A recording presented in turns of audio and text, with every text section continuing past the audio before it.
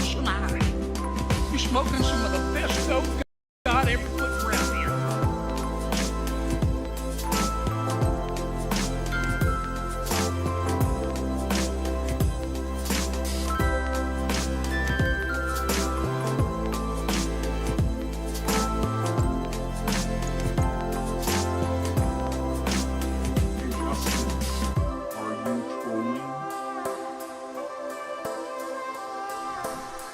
Justin FREAKIN is a formidable voice in the culture.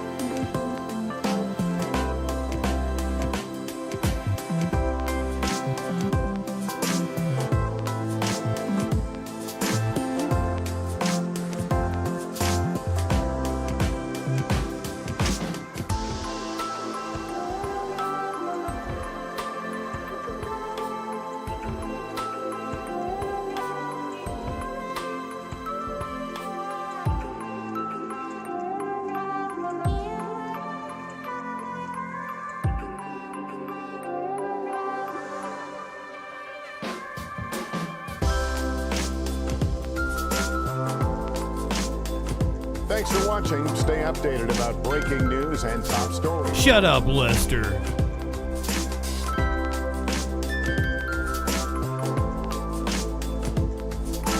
That's not in the opening. That's me actually saying that live every day. You live in sexual anarchy.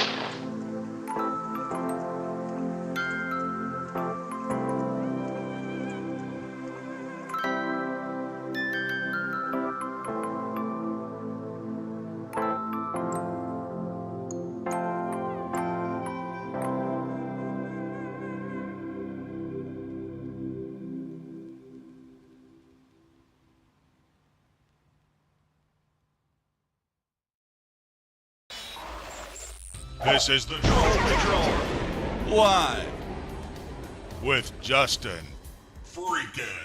Welcome to the Troll Patrol Live. It's a freaking Thursday. I've watched a lot of history with you guys over the 6 years of me doing this show, and tonight we're going to watch some more history. We're going to watch some television history. Yeah, I'm not high enough for this shit. That's for certain. Clinically. Holiday Locomotion, welcome in. Good to see you. Warlord friends, welcome. Good afternoon, good evening, maybe good morning wherever you are. Who am I to judge? Lady B might pop in here. It's good morning for her. I said it last night, and if you didn't join us on Twitch and Kick for Classic Colbert, Strangers with Candy, Exit 57, Dana Carvey Show, Colbert Report, that was a lot of fucking fun. That was a hell of a lot of fun. I enjoyed that thoroughly. Probably shouldn't have played Strangers with Candy on stream. That was borderline TOS, or all the way over the line on TOS multiple times. But it was a lot of fun.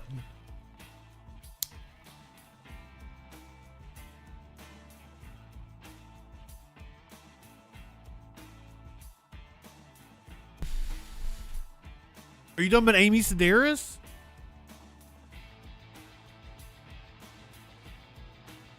I forget what her character's name is. She came out when we were... What junkie? I don't know what you're talking about. She wasn't a junkie. She got high on pot. But I think she had a rough life. She ran away.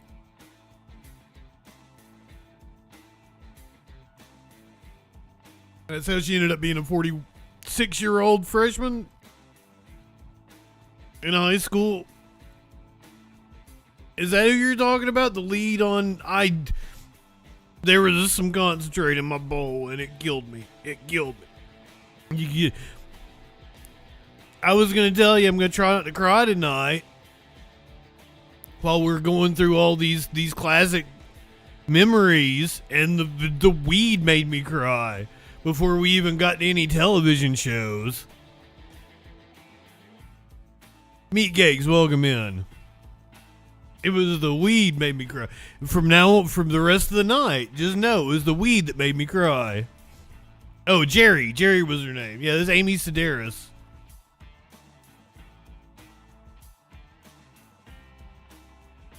God, that show was great. But also, like, the 2 episodes I showed you were the 2 highest ranked episodes of the entire run of the series. So, know that. They were incredibly good, but also they were, like, the best the show had to offer. When we watched the Dana Carvey Show and Exit 57, I just picked the first 2 episodes of both of those.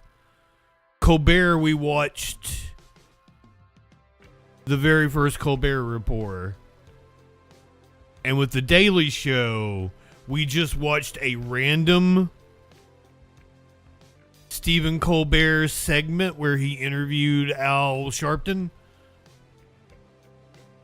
But just so happened that the next episode was the very first time they did the Stephen Colbert Report bit. And that's where he's like putting people up on screen. He's like, you should shut up. You should shut up.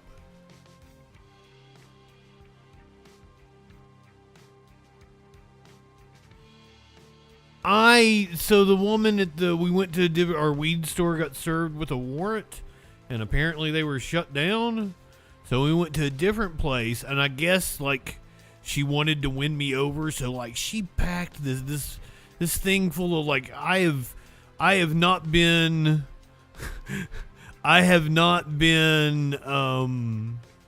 stingy with how much concentrate I've smoked, and there is still so goddamn much in here. There's still so fucking much in here. I paid $30 for it was supposed to be an eighth. And she's like, I gave you an extra 1.5 grams. I think she said 1.5 grams. And like, she did. Fucking. It's good shit. And I still had some of my dabs from our usual place left over. So, and that's why that bowl got me. That bowl got me good. Anyway, we got news to get to. We have a hard out tonight in order to take CBS News, or CBS News. This is me doing fucking Troll Patrol all the time. In order to take CBS live at 11:35 Eastern Time, that's when The Last Late Show will come on. Oh, you want me to do Ludwig Kaiser? I didn't put it on the list. I didn't think it was important enough, but if you do want me to tell you what happened. Hey, Big Jerry, welcome in, friend.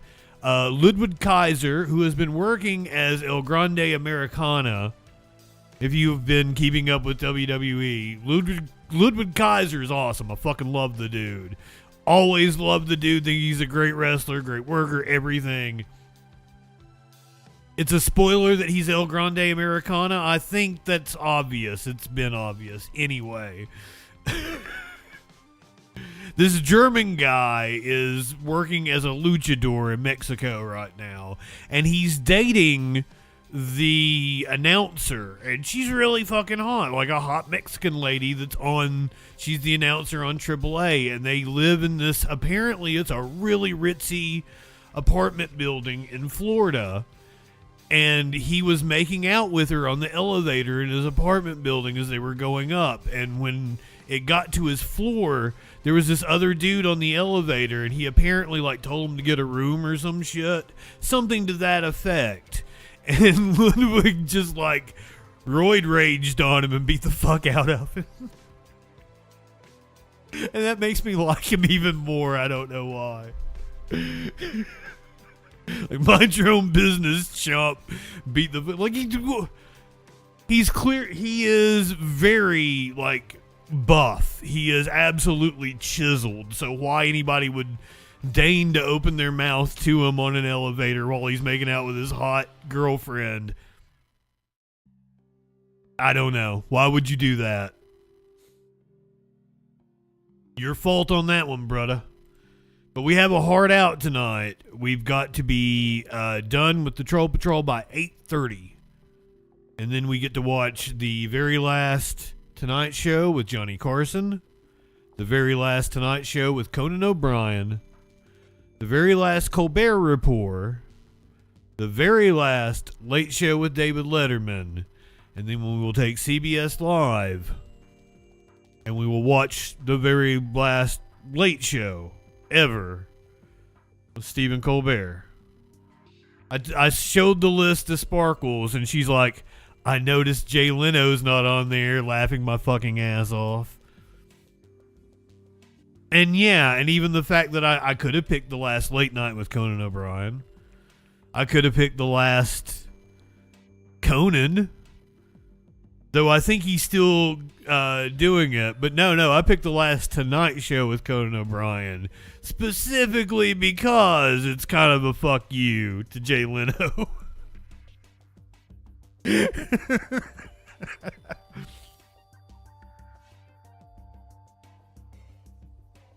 And I'm pretty sure that Jay Leno is going to catch some strays throughout the night as we're watching shit.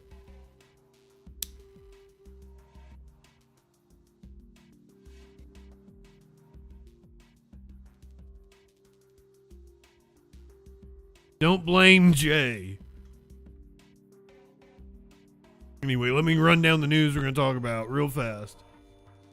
The DNC autopsy has been released.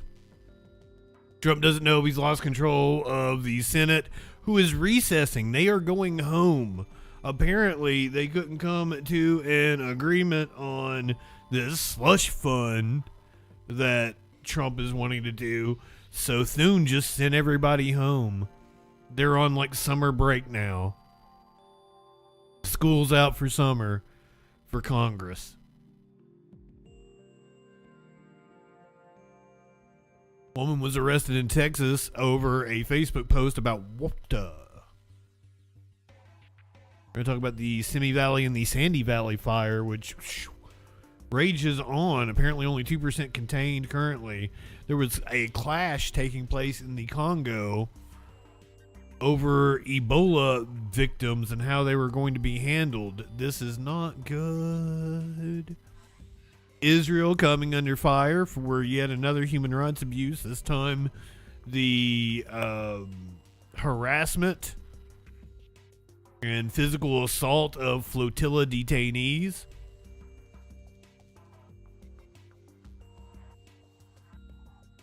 Who are probably illegally detained in the first place, to be honest with you.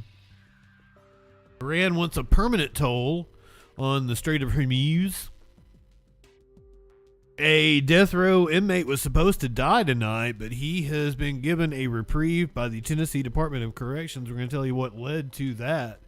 A judge has dismissed a case against a principal who ignored warnings in a school shooting of a teacher. Greensboro police have released body cam of a shooting they were involved in. Ooh. Remember a few weeks ago, maybe even a month or two ago now at this point, probably about a month ago, we covered a standoff. We were watching it live with we were watching a different standoff, and then another standoff happened. And we took it live, and it just ended. Like, we're taking the press conference of the cop as it had just ended, and the cop gets called over. Like, he doesn't know it's ending. Like, he's giving an update. We're, like, coming on to get the update on what was going on. This was, I don't even remember the name of the town. It was in California. It was like towards the northern part. So the cop comes back and he's telling us, the situation has come to an end, blah, blah, blah, blah, blah.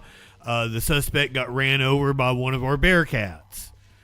And I'm like, oh my God, they accidentally ran over the dude. He was in camo and he was in the grass. And then the cop is like, we ran over him intentionally. You shoot at cops, you'll get ran over. It was one of the wildest things I've watched. We have the footage of the suspect getting ran over by that Bearcat now. CSW just gave me a Danhausen curse. Yeah, I love it.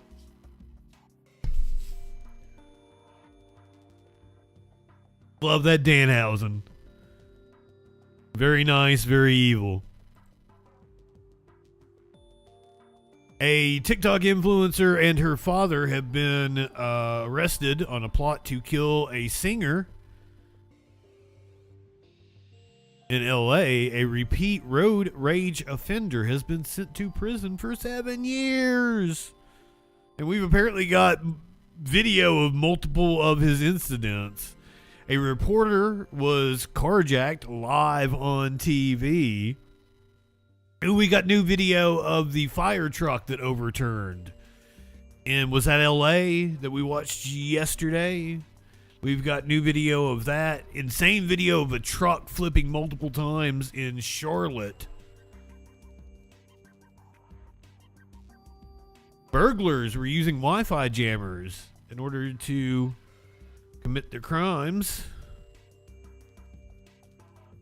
Multiple names were skipped at a graduation because the faculty decided to use AI.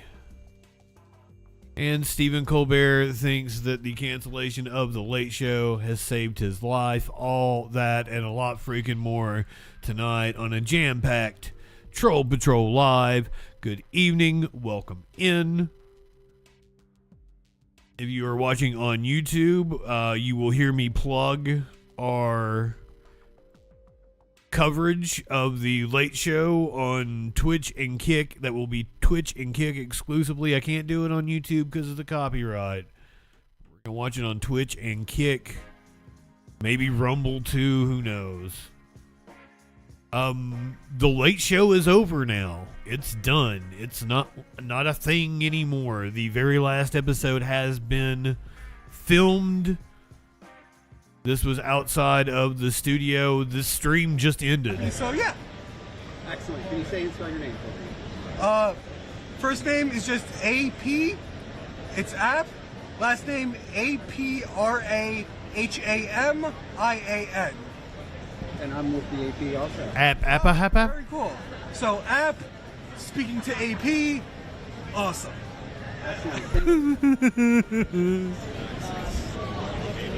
App talking to App. When you watch it over there, how do you usually think? Oh, I love it. The AP was just like, yep, nope, fuck this guy. We'll go get somebody sane. Your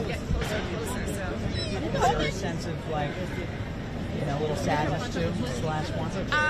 I'd say 10% sadness. I feel like This was outside of the Ed Sullivan Theater right now, but yeah, definitely. about 3 hours ago.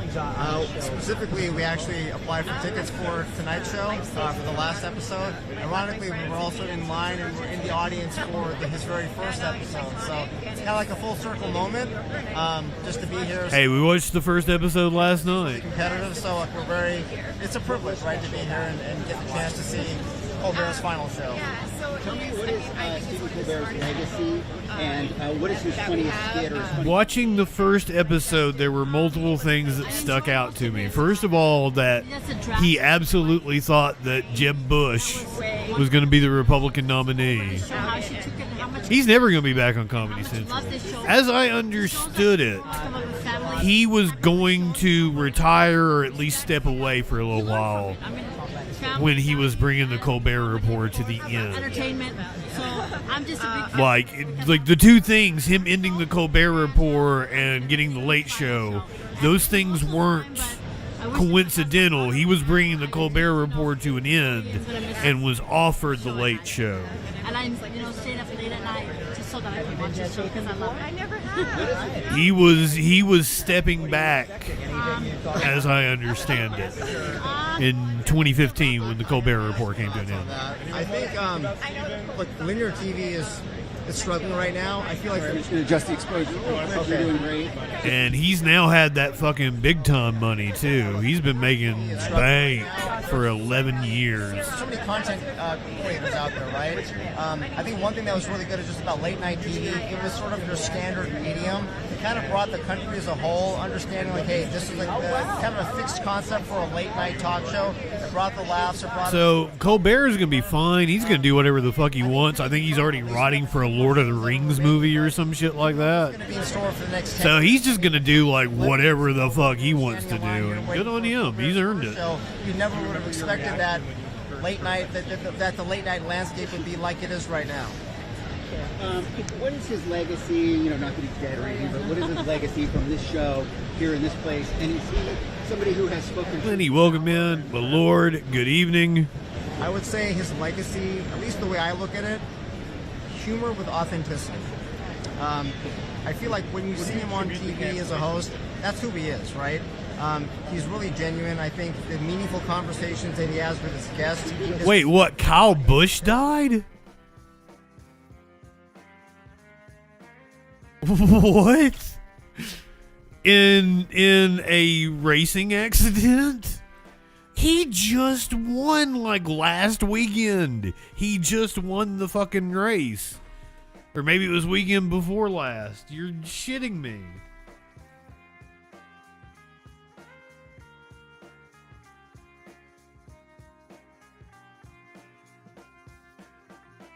Sudden illness. Motherfucker, what?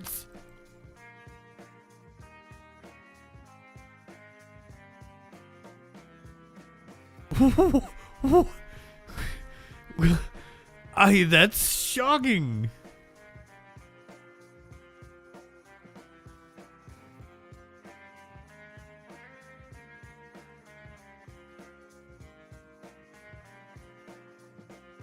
I mean, he just won a race. If it wasn't last weekend, it was weekend before last. This motherfucker won. Damn. Charles, we're breaking in now with some from breaking victory news, lane to the this is goddamn really grave. Sad news in the world of NASCAR, especially ahead of the big Memorial Day race in Charlotte this weekend. We have just learned that racer Kyle Busch has died at the age of 41. He had been in the hospital dealing with a severe illness. In fact, you may have seen the news in push notifications like I did this morning that he was hospitalized with a severe illness. He's my age, wouldn't or be was my age. in the race in Charlotte this weekend. Again, Kyle Busch, one of the most successful and decorated drivers in motorsports. Might be the greatest driver of all time. NASCAR Winston Cup Championship, and just a generational talent.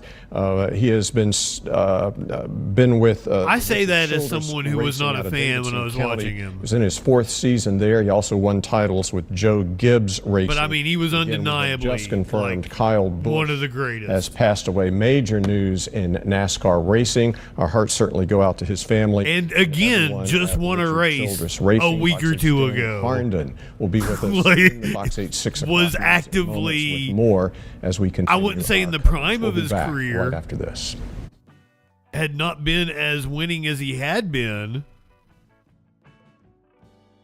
but like was still competing at the top level of NASCAR. Well, that's breaking news in just the last little bit. Fuck. And I know I don't seem like it, but I'm a fucking racing fan. I haven't watched NASCAR in 15, 20 years at this point, but I've actually been to like 7 NASCAR races. I've actually watched Kyle Busch win multiple times. He has won races I have been to multiple times. Because I went to races in the mid-2000s, and that's when he was goddamn winning everything. I want to say he won the last race I went to, which was at Bristol. And I think he fucking dominated. He dominated at Bristol all the goddamn time.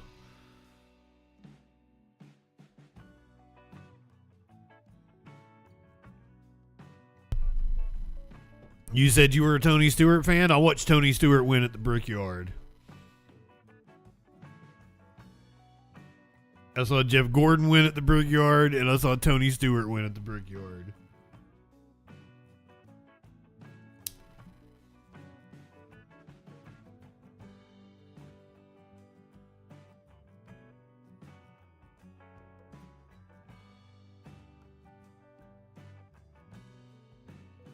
Damn.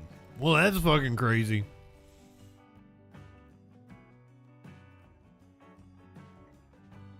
And Greg Biffle died, and then his friends robbed him. They're dropping like flies in NASCAR.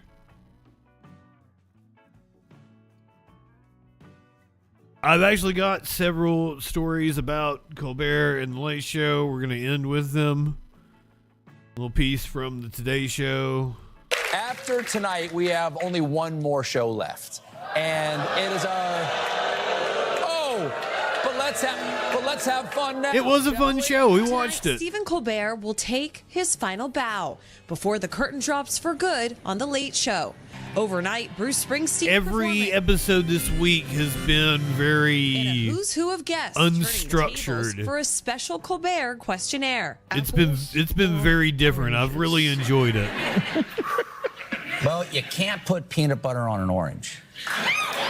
I still disagree with him. The latest A-listers filling out an all-star lineup to say goodbye. From former Daily Show pal Jon Stewart. Stephen, get ready for the ride of your life. To David Byrne. Fellow late-night host. Is there anything that we have not touched on before we move on to this? I'm curious. The outrage that your show is being thrown off the air? Yeah. And a former president. A lot of people tell me I should run for president. Oh, well, you certainly have the... He actually did run for president. To honor his team. And if we've got time, it's the end. We're going to get to that. The show debuting in 1993 with David Letterman. Thank you very much. Welcome to the show. The trailblazing format creating countless water cooler moments in a pre-viral video world. Last week, Letterman joined Colbert to mark the end of the show. This is my desk chair. This was amazing. Colbert's take has been different, filled with more politically charged humor. Everybody I talk to is talking about what Donald Trump doesn't want to talk about. So last summer, when CBS announced the end of The Late Show, questions swirled if it had anything to do with the show's critical eye towards President Trump. It did. At the time, CBS called it purely a financial decision. But fans rallying around the beloved host after the news, with hype building ahead of tonight's final farewell. as Stephen Colbert prepares to sign off from an institution that's transformed the late-night landscape.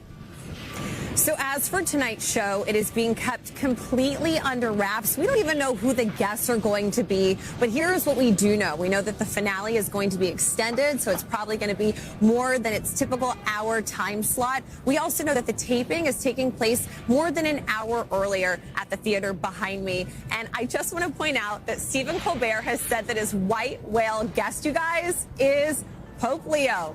You never know. You really never know. Guys. Well, he wasn't. I do know. So maybe That's right. his schedule's open. Oh, wow. That would be quite... Pope Leo is not coming to the United States because he's scared the United States government's going to assassinate him. And I'm not even making that Live up. shows tonight, I think. Yeah, out of sort of reverence to encourage their audiences to watch the final show as well. By the way, David Letterman, the legend who created The Late Show, Dave's going to share his thoughts about the end of the era. I've got that interview with Dave, and we're going to watch that at the end. Today. Hey, thanks for watching, and don't forget. Oh, shut up, Al. Yeah,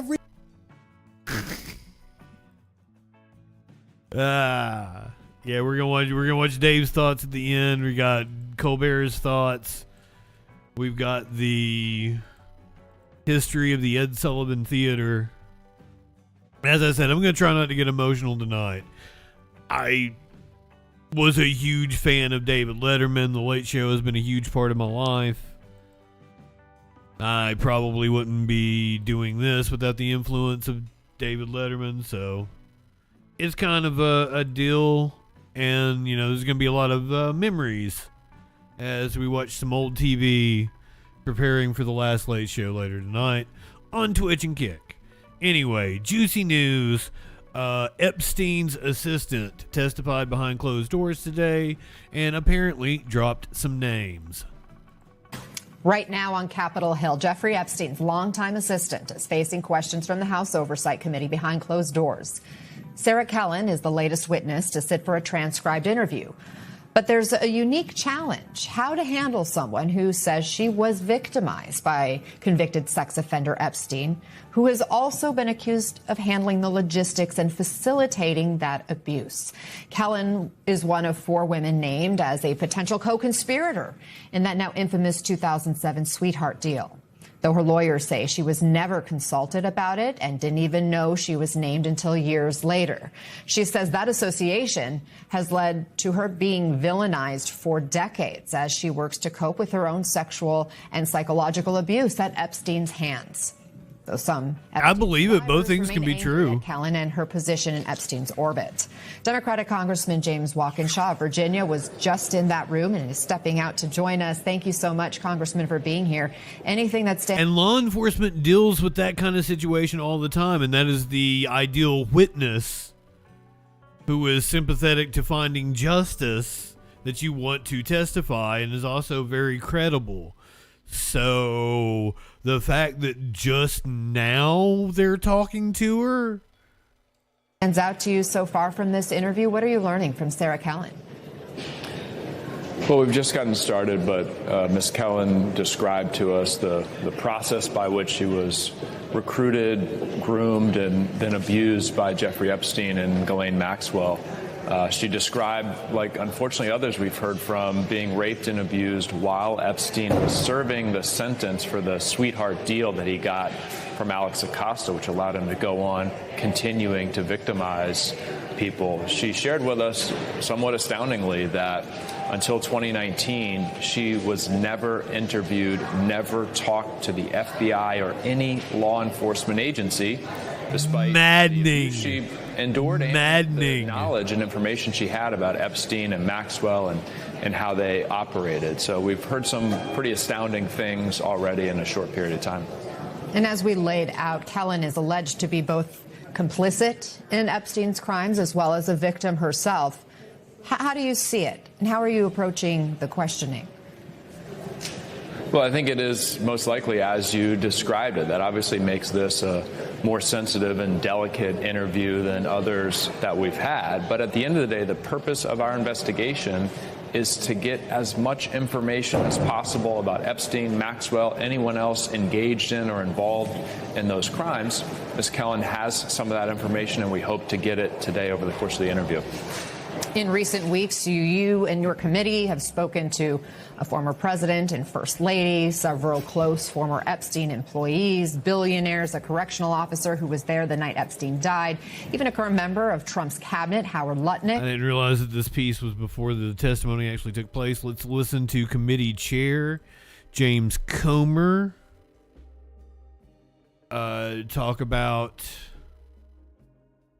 exactly what they were told by Epstein's Following their assistant. interview with Sarah Kellen, former personal assistant to Jeffrey Epstein. So the Republicans have asked 2 hours of questions. The Democrats have asked one. They're fixing to start their second hour. But let me say, Sarah Kellen has been very helpful. Of all the people that we've interviewed thus far, this was by far the most substantive and productive interview that we've had. She was very brave coming forward. I can't imagine how difficult it was for her to go into detail about the abuse that she endured at the hands of Epstein and Maxwell. One very positive thing today is she gave us 3 names of people that were involved in abuse. These were new names for us. So we'll be releasing the transcript. Well, hell yeah. As possible.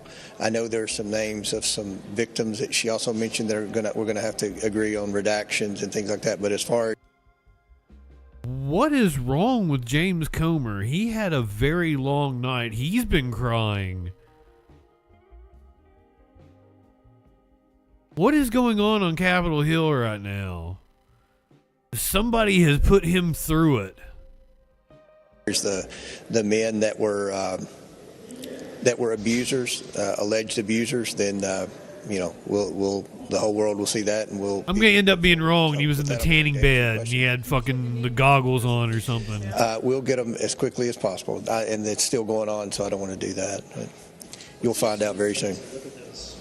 What steps might we take to look at those people? Well, we're going to be.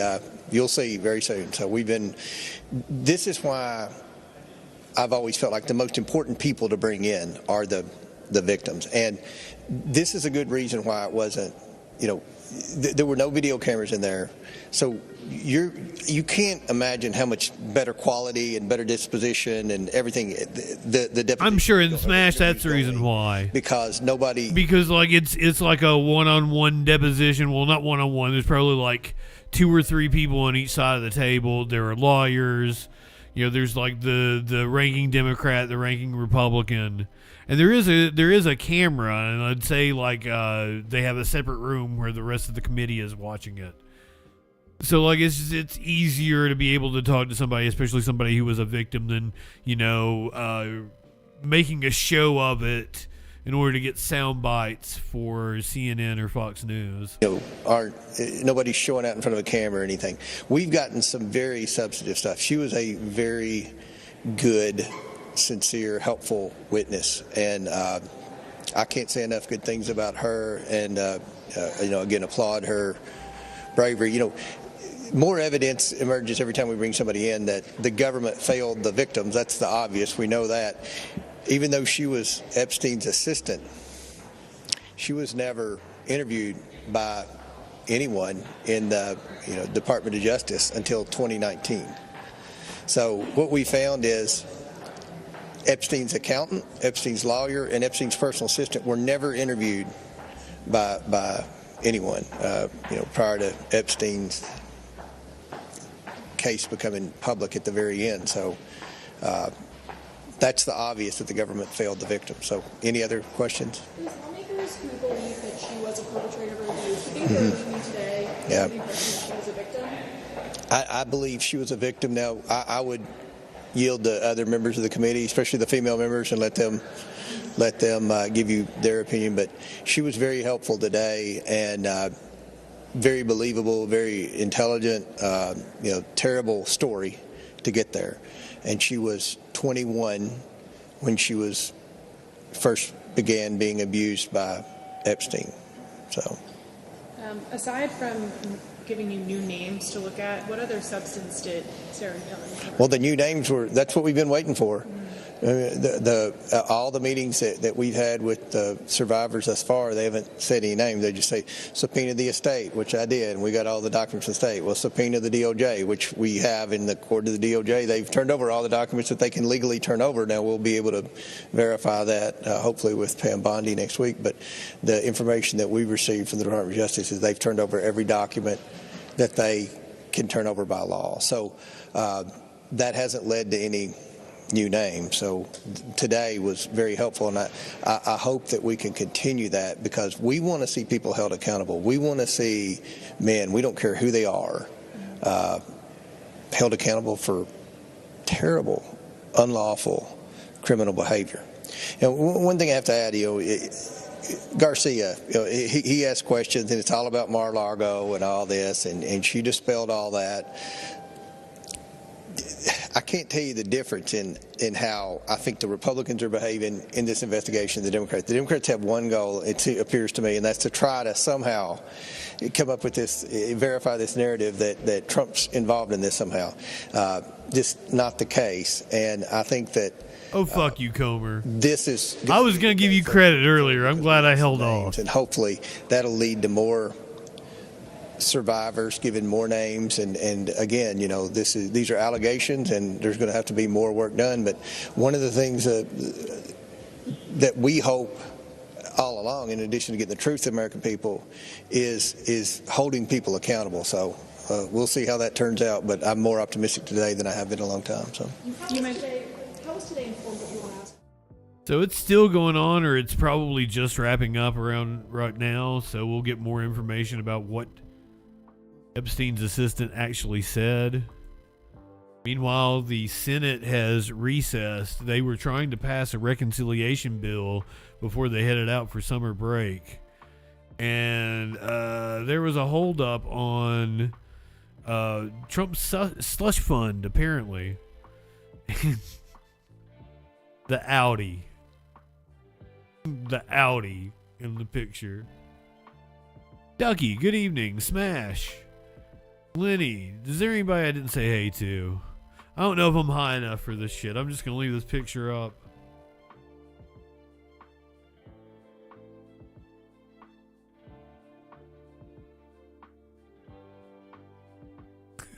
Oh my God.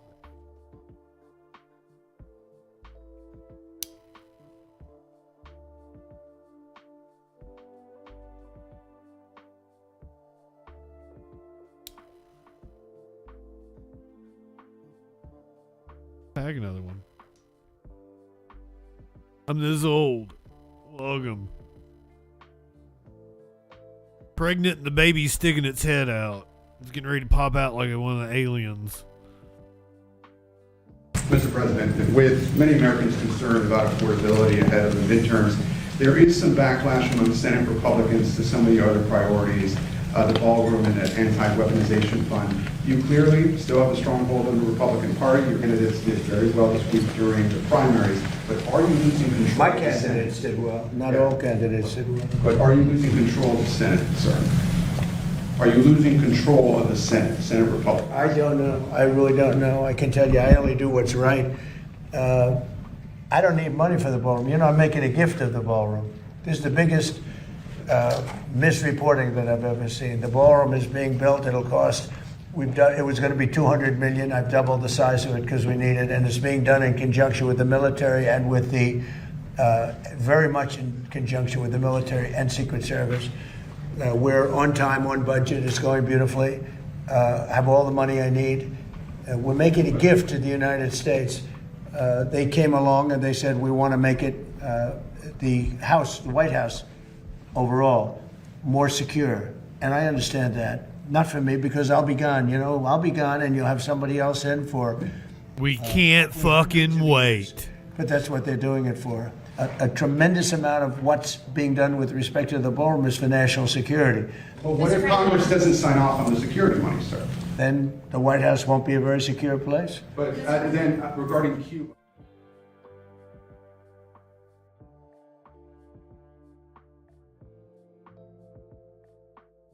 Clinically, yeah, it won't.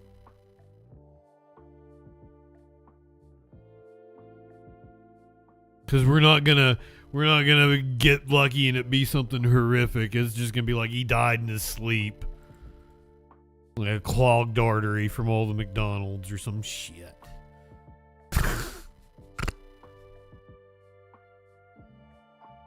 The moment everyone has been waiting for. The autopsy has been released. Let's find out what it says. Bitches, are you excited?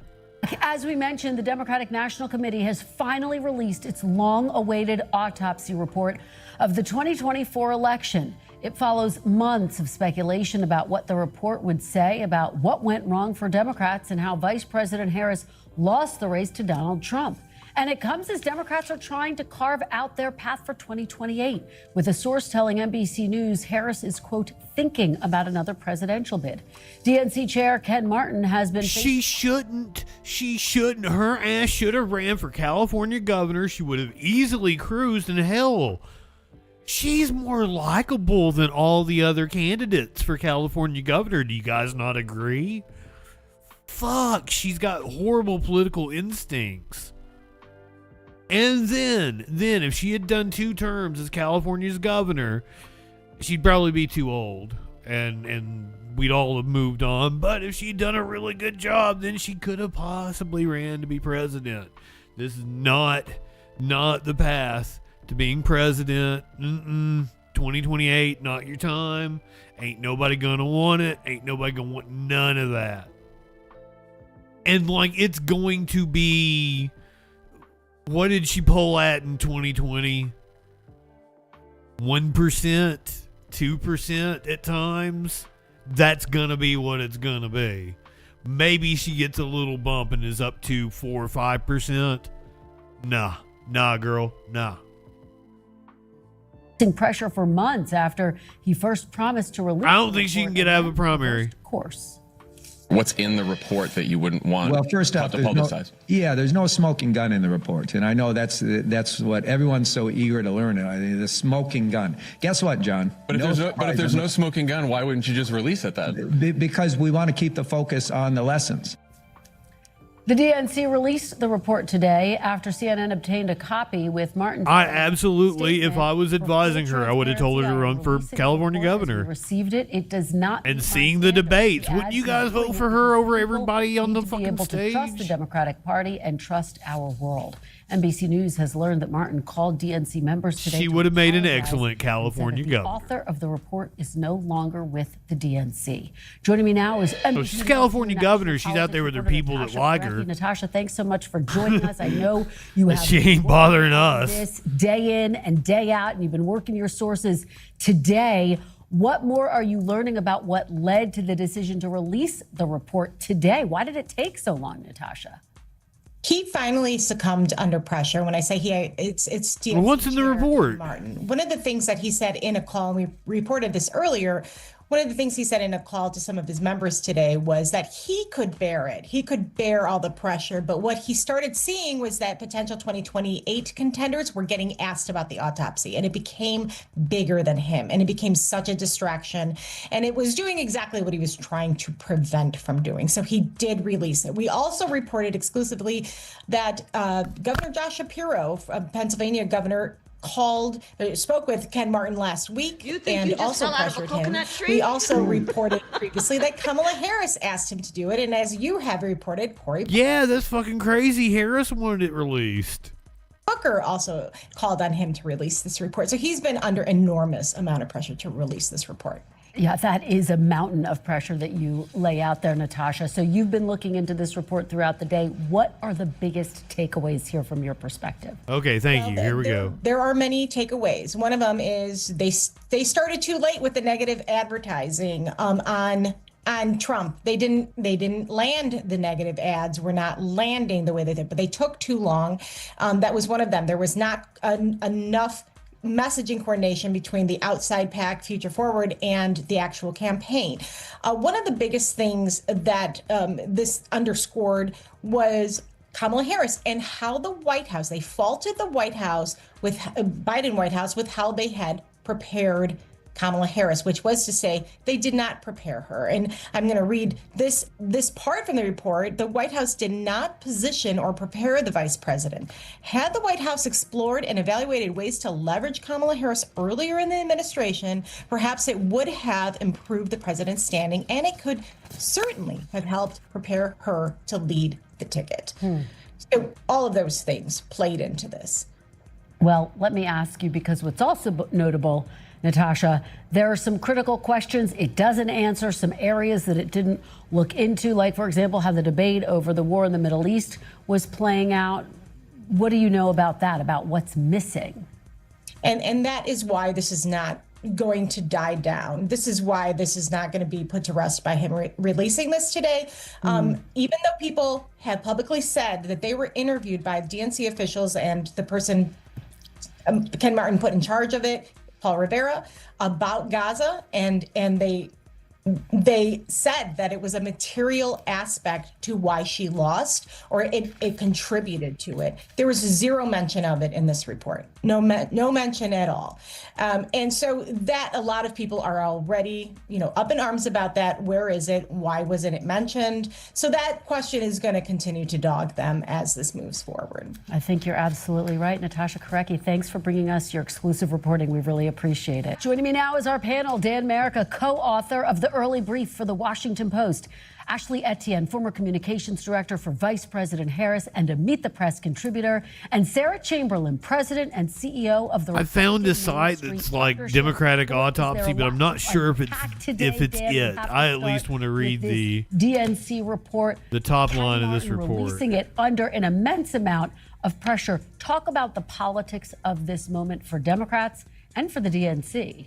I mean, there's clearly an incredible amount of pressure on Ken Martin to get this thing out, much of his own making.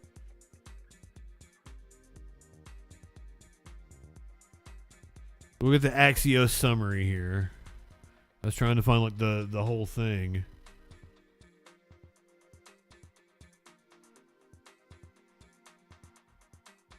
The report has an unusual disclaimer saying it reflects the views of the author, not the DNC. The DNC was not provided with the underlying sourcing, interviews, or supporting data for many of the assertions contained herein, and therefore cannot independently verify the claims presented.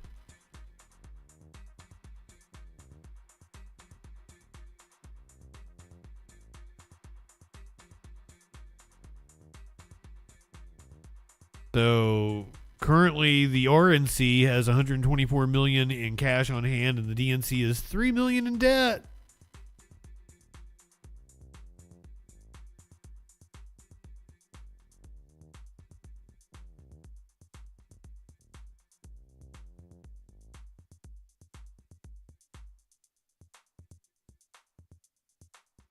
So Riviera met with pro-Palestinian groups in July and told them the war in Gaza hurt Democrats in the 2024 election. The final report makes no mention of Israel or Gaza.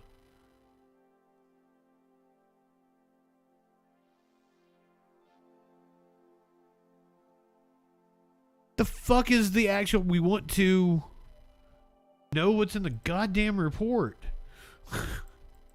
Jesus Christ. The CNN version isn't loading for me. Oh, there it is. Here we go.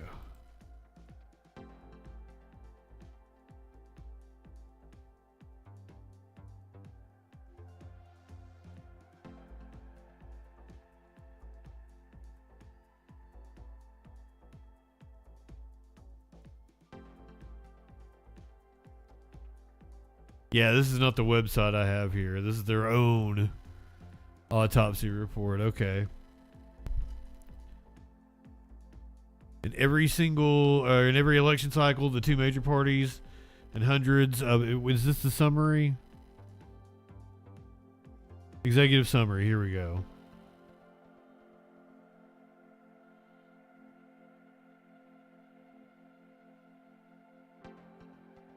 So while combining an increasing autocratic and authoritarian government lies at the forefront of the Democratic agenda, our Democratic Party must also develop a plan to carry itself and America beyond 2028. while combating an increasingly autocratic and authoritarian government lies at the forefront of the Democratic agenda.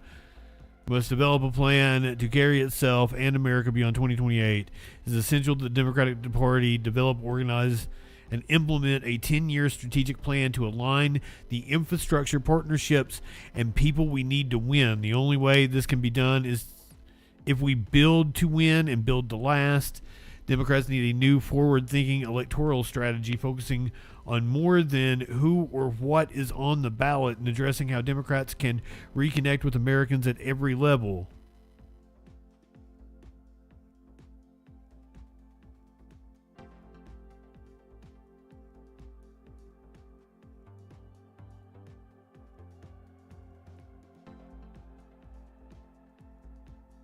They cite Ron Brown as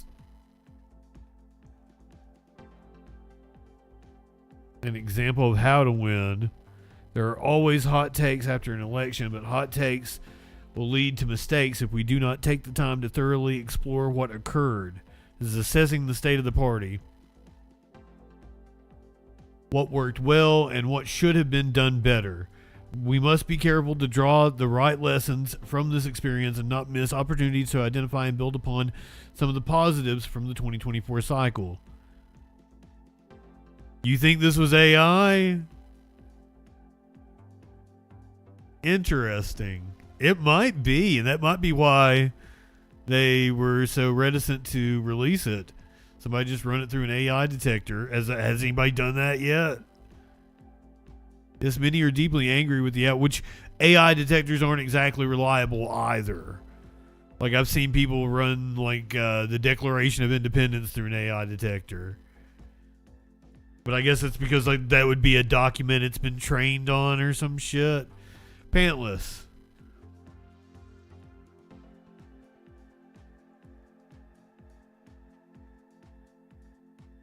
To grow, we must admit and accept some hard truths about our party. Since the high point of the 2008 Obama landslide, when he received nearly 10 million more votes than John McCain, the Democratic Party has vacillated between stagnation and retrogression.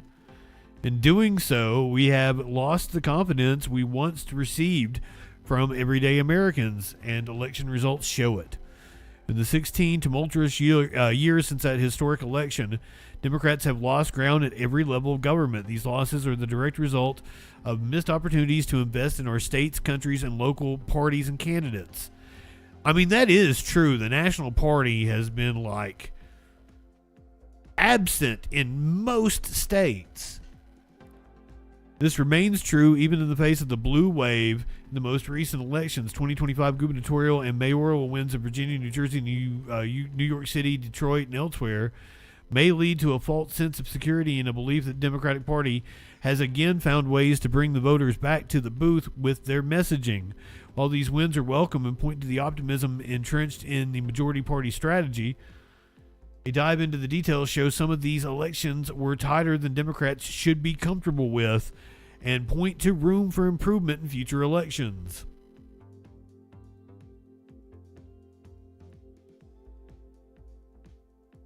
There's approximately the DNC went through and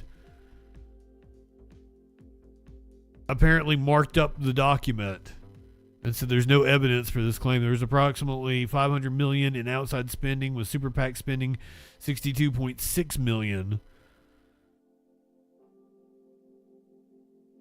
In 2010, talking about the Tea Party, it says there's no evidence provided for this claim, and then you look down and there's a goddamn graph from Open Secrets. That's wild. John Boehner announced his resignation in the fall of 2015, not 2014. Okay. So they got the year wrong on that. So I guess this is what they mean by sloppy. Nearly 3,000 people stormed the United States Capitol building. They're contradicting January 6th. The DNC has said the claim has contradicted public reporting. Oh, it does say that a police officer was beaten to death by insurrectionists. That's not exactly true. He later committed suicide after he was beaten by insurrectionists. So technically that is wrong. Interesting. Right, I'm going to let you guys read that. Nobody died the day of. Nobody was beaten to death. I know that for a fact.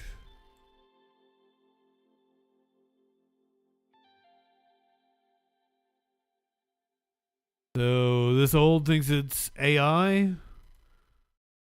It's kind of ironic. Today, Trump was set to sign an executive order regarding AI. At the last minute, postponed it. Has today's executive order on AI been postponed? Because I didn't like certain aspects of it. I postponed it. I think it gets in the way of, we're leading China, we're leading everybody, and I don't want to do anything that's going to get in the way of. The belly button is We distracting. have a very substantial on AI. It's causing tremendous good, and it's also bringing in a lot. If you've been with me, we watch Trailer Park Boys, and they'll do the shots where Randy's belly is in the shot with everybody else as if it's a person. That's what this feels like right now. Oh, we've already watched a clip or two from this press conference, and it's very distracting. Jobs, tremendous numbers of jobs. Again, we have more people working right now than we've ever had. I really thought that could have been a blocker, and I want to make sure that it's not. Mr. President, with President Xi last week, did you discuss AI safeguards? Who? What? In China last week with President Xi, Yes. did you discuss AI? I did. safeguards? No, I discussed it, and he. Seriously, he's got the little head getting ready to poke out. It's the two of us. The two countries are fighting for it. Other countries are way behind. Way behind. They're fighting for it. They want it. Everybody wants it, but they're way behind. But I didn't want to do it. I postponed that meeting. It was a press conference. It was a signing, actually. Yes, please stand like Because I didn't that. like what I was seeing. Mr. President, a few moments ago, the Commission of Fine Arts approved your design, the design for your arch. Do you think you need congressional? Well, that's good news. I finally get good news from you. What was the vote? Do you know what the vote was? What was the vote? Can you imagine being this guy? He goes home and all the cable news is just shots We're of building what's his called the Triumphal Arch, right opposite the Arlington earthy stomach Memorial and his Bridge Audi by Arlington Cemetery. just staring at us. The Arc de Triomphe would be the one that you would probably know in Paris. It's one of the most beautiful. It's a very similar size, slightly larger. We have to do slightly larger. It doesn't have to be a lot larger. Otherwise, your dog will be disappointed in me. But it's even far more beautiful. And I think that the Arc de Triomphe is beautiful. It's a couple of 100 years old, but I think it's beautiful. And some arcs go back over 1,000 years. And it's called a triumphal arc. It's usually done for victories in war and things. Yeah, you ain't one shit, motherfucker. And some are really beautiful. And we're the only major, Washington, D.C., which should be number one. We're the only important and major city that doesn't have one. We don't have a triumphal arch. So it was meant to be built for many years. We ain't won anything. Going up to the bridge, it was people pass that circle. They say, why isn't something built here? And so that's very good. We just got approval from Fine Arts. That's fantastic. Right, but you need Congress to sign off on it. No, we don't. No, we're doing it. It's the land is owned by the Interior Department. We don't need anything from Congress. Are you attending?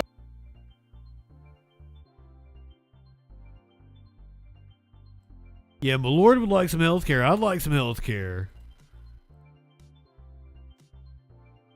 We'd like some clean drinking water. We don't need no goddamn arch. We don't need no ballroom. We would like clean drinking water and health care and schools and roads and bridges that aren't full of potholes and don't fall apart. T-minus, welcome in. I was saying the Audi was distracting.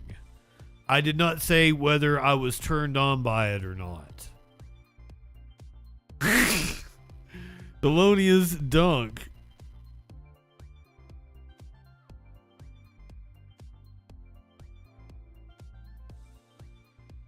I am very much against the puppy murder machine. Speaking of puppy murder machine, I actually have a story of a man who fought off a mountain lion that attacked his puppy. Hello, welcome in. 1011. 1011 needs the ballroom and it needs to be secure. Did you... It didn't really dawn on me. I don't know what I was doing when we were watching. He gave the tour. I think it was night before last. He gave the tour, and it didn't dawn on me what all he was actually saying until I went back and I clipped that shit for like a reel for YouTube. He said they've got like research facilities. They're building a hospital inside of that thing. And they've got bunkers. That there's basically going to be an entire town inside of that ballroom. He just kept going on, and it was like a little kid describing the things.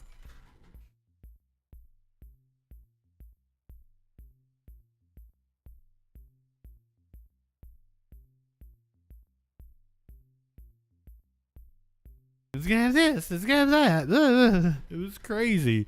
And then he said something about taking shit from the basement and putting it on the roof. I have no idea what he was referring to.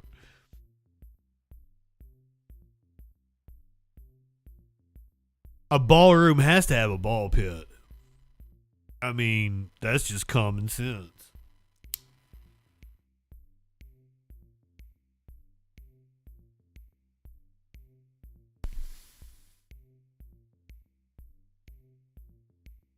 Man, I had to go off on this dude. Matt, welcome in.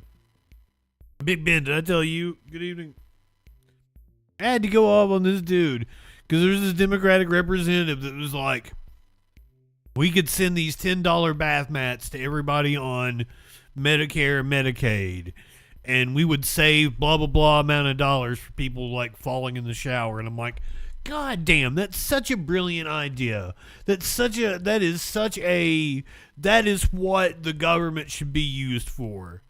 You can just send a fucking bath mat to people, and you'll probably cut fucking falls in the shower maybe in half, maybe even more. And there was this dude on Twitter that was like, I hate this idea. It's just somebody's going to get a fucking contract to fucking blah, blah, blah, the bath man. And I'm like, it's just such a simple solution that the government can do. Meanwhile, we're spending $1 billion on a goddamn ballroom. Or we could just cut the elderly in half.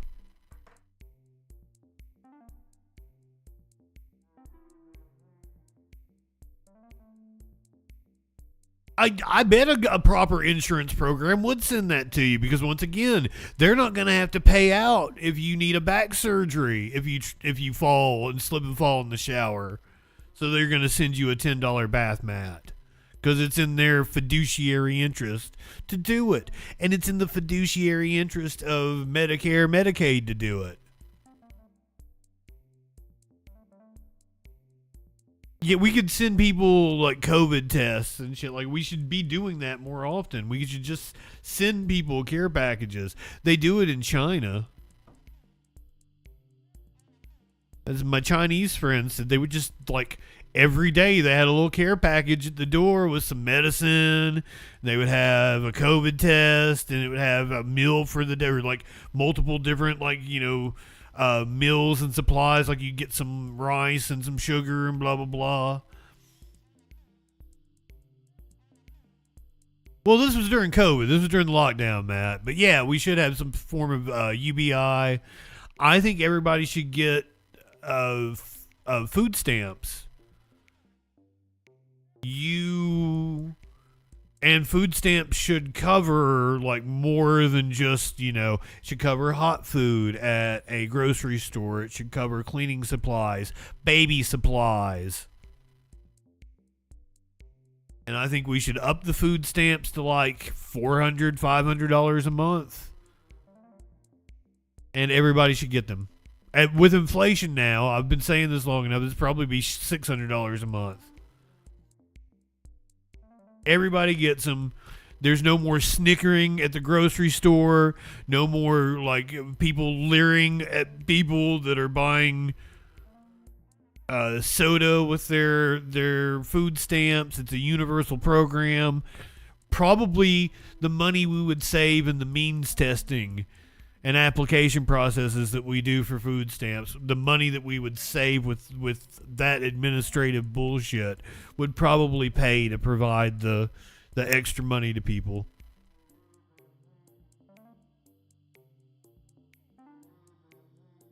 $500 each parent, $400 each kid. Okay, yep, that sounds good. Great. Nobody goes hungry. We up it so you can get like supplies. I hate that there's so much resentment. It completely eliminates the idea of a welfare queen. Nobody's going to be looking in your basket at the grocery store wondering what you're spending your fucking food stamps on. Eliminates so much fucking bullshit in our society. Speaking of bullshit in our society, clean drinking water. Can we get some goddamn clean drinking water? A woman not only doesn't have clean drinking water, she got put in jail for posting about it. Land of the free, my ass. Arrested after posting health and safety concerns about a city's drinking water on Facebook. It happened in Trinidad in Henderson County, southeast of Dallas. People who live there say the tap water sometimes looks and smells unsafe. When one woman shared her take on Facebook, the police department arrested her, and now she's suing. Fox 4's David Centendry is live with more from that city. David.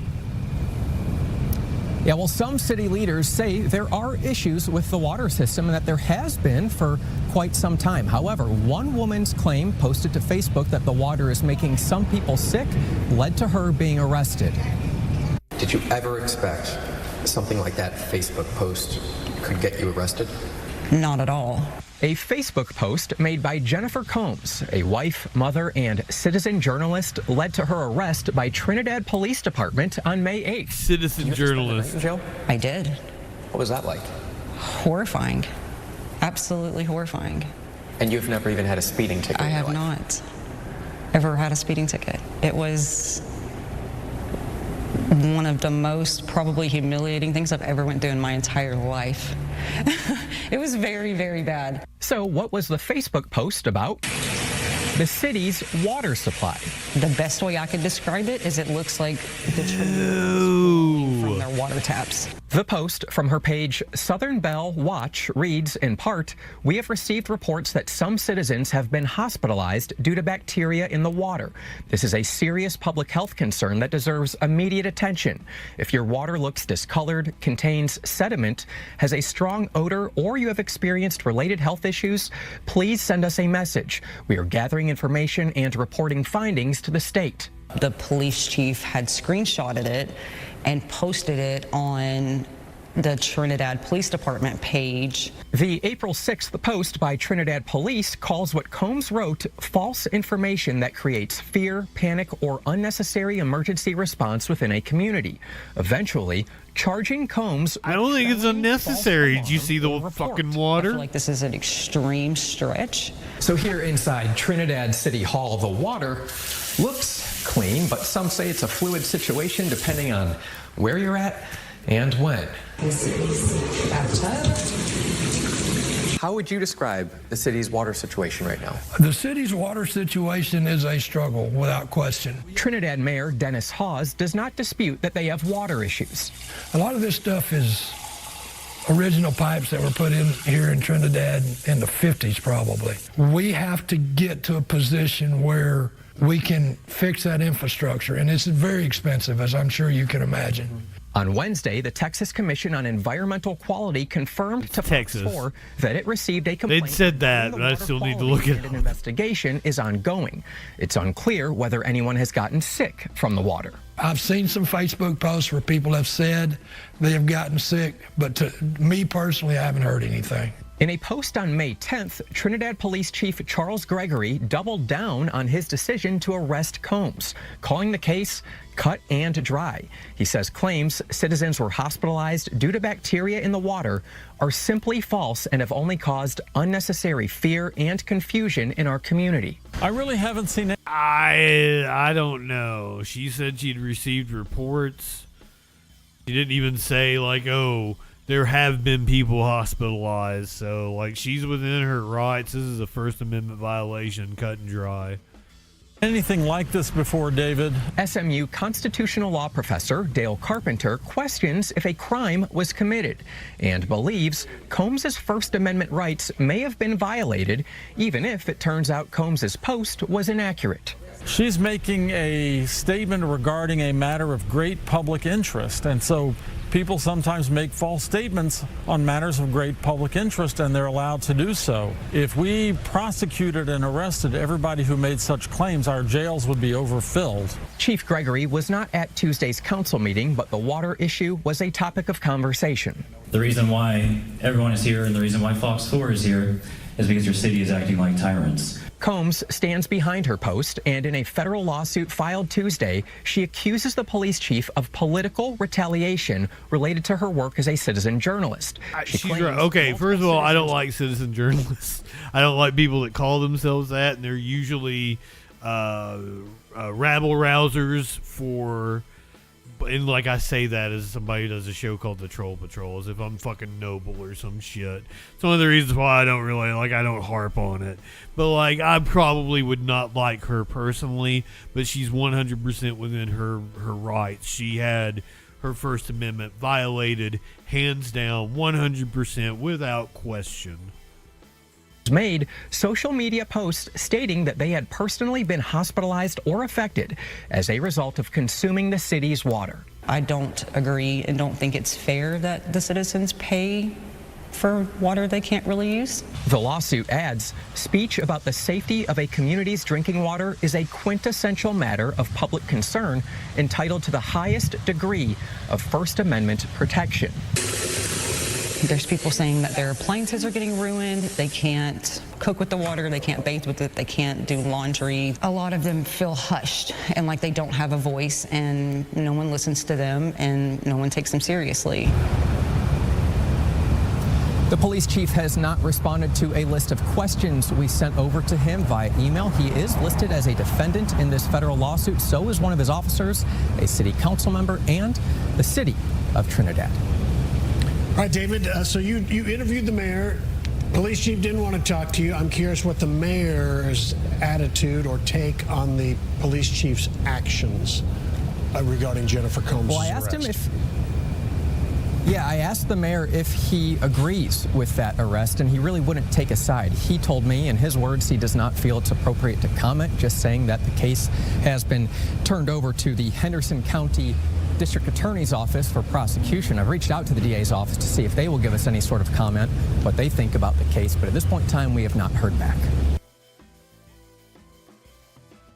If anybody uses the Substack, it's in the chat right there. If you're on the Substack, go follow me. I have started putting all of my notes from each day's show on the Substack. It's a great little newsletter. It even looks really good. Flash, welcome in, friend. I understand. I don't use Substack myself, but if you do, it's there for you. And as I said, like, it looks really good. Like, I'm impressed with how good it is. And it's completely free. You can go, it has all my videos, all my stories and shit from each day. So it's a great little rundown. DJ Dub, did I tell you good evening? T minus. Flo. Big Ben. Matt. If you're on the Substack, I'm trying to put my shit literally everywhere so I can never be banned. I'm omnipresent. You can always find my shit. I'm on every goddamn video service. We're going to be live on Facebook I think the next episode of the Troll Patrol will be live on Facebook. My Facebook had to be 60 days old. I think we will do well on Facebook this time around.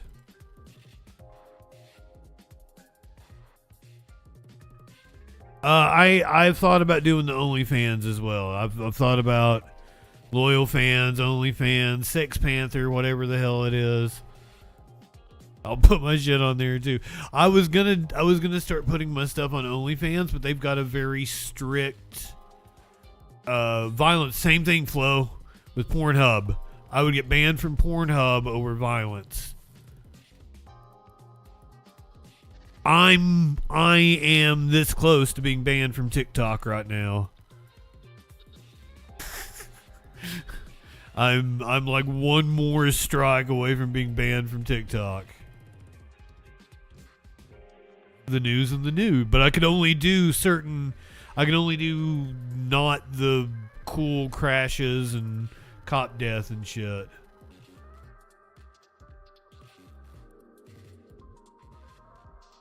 On the TikTok, YouTube is perfectly fine with violence. YouTube, I've never been banned for violence. Twitch, I got banned for violence once. And it was censored. That was wild. Oh, DJ Dub. I don't know that you were around when I had the hate raid. That's when I learned you couldn't say the F word on stream. I learned that's against terms of service because I said it over and because some Nazi Dalton Codfelter crashed the stream. This is right before like probably the Matt Walsh shit happened to me, and a lot of you like came on board. It's got to be a fake Nazi name. I kind of think it's a cool name. I think it's hilarious. Dalton Codfelter. So he comes in and he starts like talking shit. So the first thing was like the chat starts blowing up, and there's a lot of people like saying like Jesus is king and shit like that. There, it finally is 420 for me.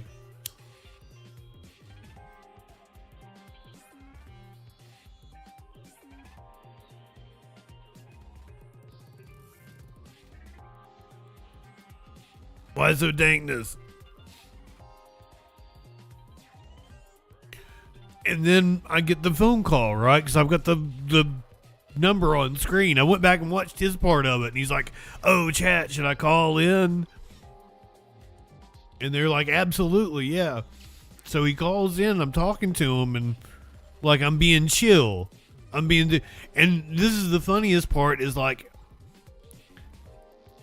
this was 2021, probably the start of 2021. Or maybe a little before that, maybe still kind of in COVID. And for some reason, I hadn't had marijuana. And I had just gotten some, like probably like a week or so.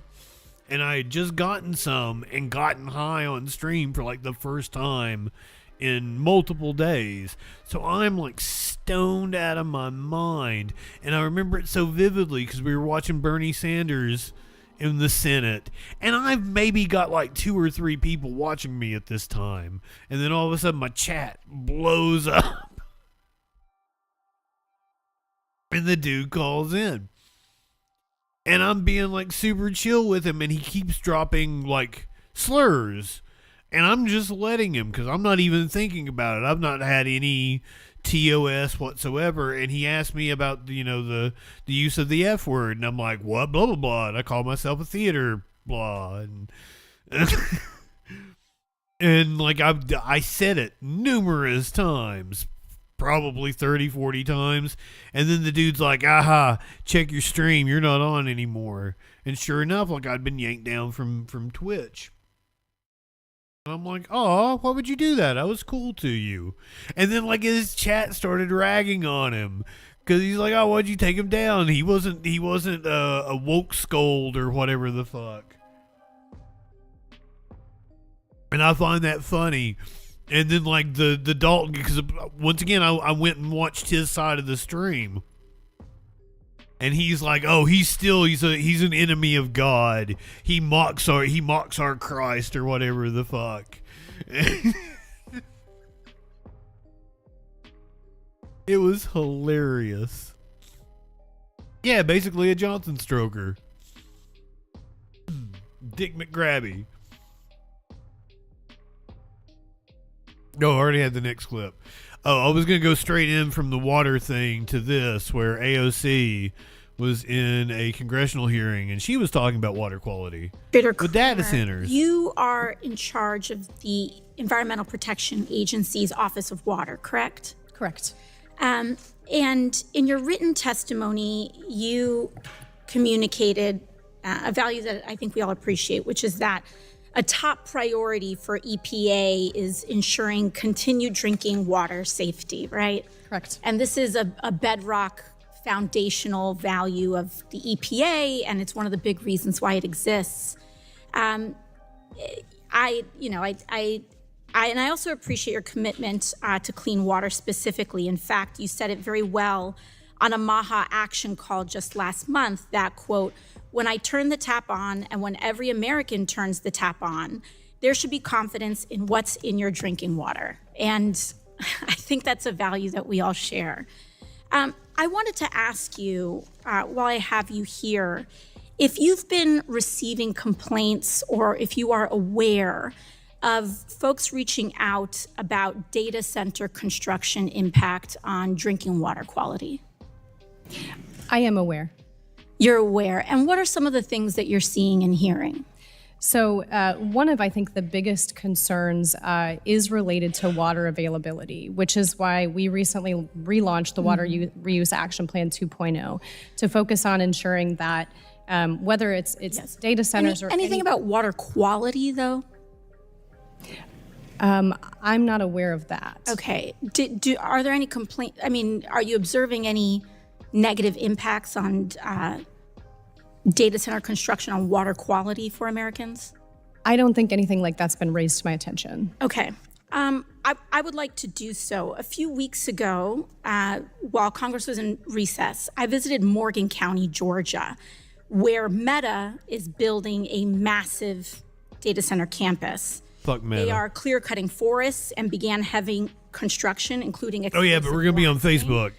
And families Next in time we're the on. area are starting to see not only their water pressure decrease, to your point about water availability, but their appliances have all stopped working because it is decimating their water quality. They now rely on bottled water to drink and prepare meals, and nearby residents' water bills are expected to increase by 33%. In fact, that's not even taking into account the electric bills. This is the current drinking water in Morgan County, Georgia. Right after a data center was constructed, the Meta data center was constructed, the only difference between the clean water and this was that data center. I have another one as well. So this wasn't just one well. These wasn't just one family's situation. This is what the drinking water now looks like next to that data center. And I think both of us can agree that neither one of these things are drinkable. These families now have to ship, in a rural area, have to ship water to their house in order to cook and bathe themselves. Now, I'm curious if the EPA plans any investigations on how data centers are affecting water quality and availability. I understand what you said about the rule, but are there going to be any open investigations on this issue? So as soon as I get back to the office, I will be looking into exactly what you've just talked about, because anywhere, whatever type of construction it is a priority to ensure that water quality standards established by EPA are being met. And so we'll be looking into that certainly. Thank you. I sincerely appreciate that because I think this is of utmost importance, and we're seeing this happening across the country.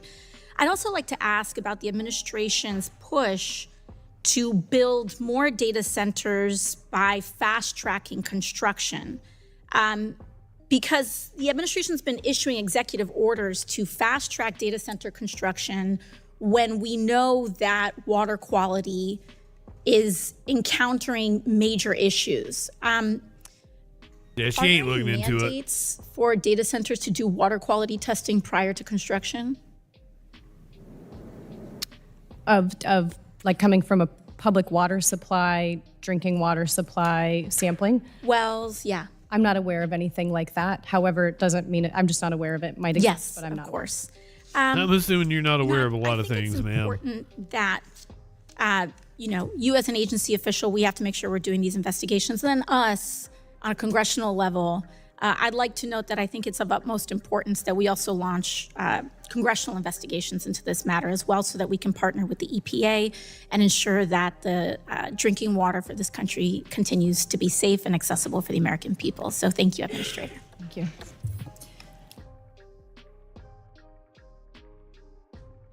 I mean, when you're talking about administrators, you can't expect them to know everything that's going on. But you would think they would be well prepared when you're going in front of fucking Congress.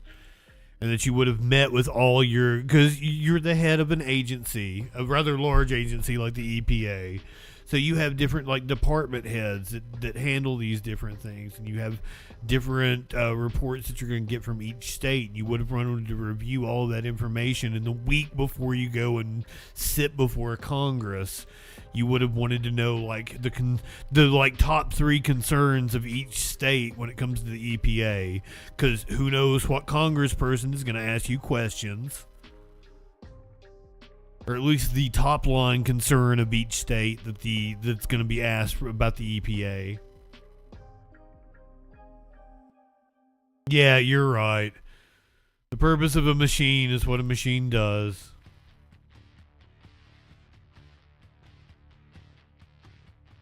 I think I'm butchering the quote, but like something like that.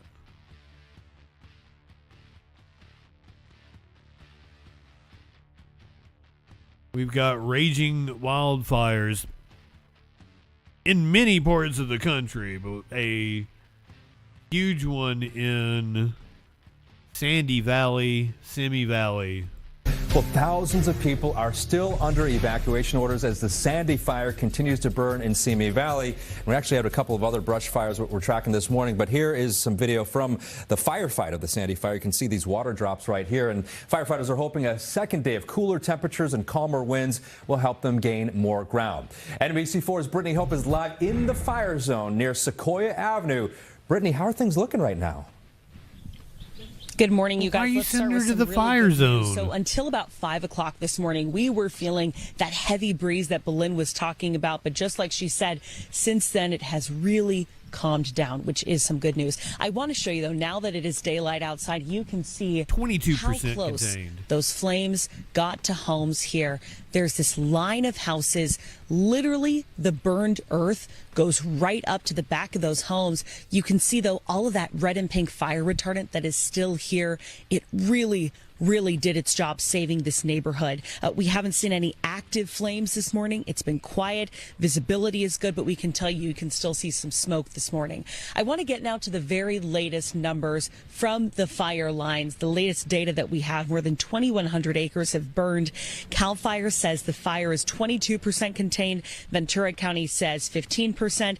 Ventura County says they're on the way here to talk with us, so we'll get some clarity on that soon. A reminder, though, all Simi Valley schools are closed today, and they're going to stay that way until next Tuesday after the Memorial Day holiday. I want to bring you some more good news this morning, too. Some animals who were lost during the evacuation process, who ran away during the fire, they're finally getting reunited with their families. That includes 2 dogs named Apollo and Athena. Good. And Ventura County Animal Services says that these dogs were microchipped, and that was critical in reuniting them with their family. We're keeping them in a room, and then we forgot that we left the windows open so that way they could breathe, and then Apollo ripped the blind, and then that's how both of them got out. Not going on a trip by microdosing. Sure. So let's kind of talk about yesterday. That's not what that means. Today in LA, Berlin was saying, less winds, cooler temperatures. I'm sorry. I've been casually doing the news. I don't have as much time as I thought I did. We gotta barrel through the news now. We gotta hard out. Let's go abroad. I told you about the Ebola outbreak in the Congo. Apparently there have been clashes from rival militias over the handling of Ebola patients. So that's cool. Protesters forced their way into a hospital and set fire to medical tents as clashes erupted over the burial of an Ebola victim. The unrest comes as authorities struggle to contain the latest Ebola outbreak in Democratic Republic of Congo. Witnesses said the family of the deceased disputed that Ebola had caused the death in the northeastern Congolese town of Rwampara. They are believed to have demanded custody of the body before tensions escalated outside the treatment facility. Security forces responded by firing warning shots and tear gas to disperse the crowd, witnesses told Reuters. The Ebola outbreak, centered in the eastern Ituri province, involves the Bundabujo strain of Ebola, for which there is currently no approved vaccine. Health officials say safe burials are critical to containing the disease because Ebola can spread through direct contact with the bodies of infected victims. Previous Ebola outbreaks in eastern Congo were also marked by mistrust towards health workers and resistance from some communities, complicating efforts to trace contacts and isolate infected patients. Health experts warned that conflict, population displacement, and community mistrust could again undermine efforts to contain the current outbreak.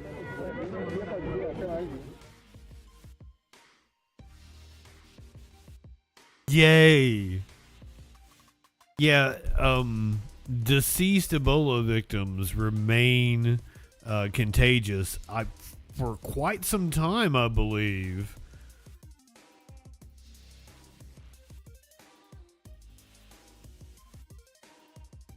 I'm assuming you have to handle it as if it's a deadly pathogen, so that you can't have a normal funeral over the body. Like, you've got to have people in hazmat suits dispose of the body. I'm assuming that's the issue, and they want to do whatever their, customary burial rites are. Reminded me of, I don't have time.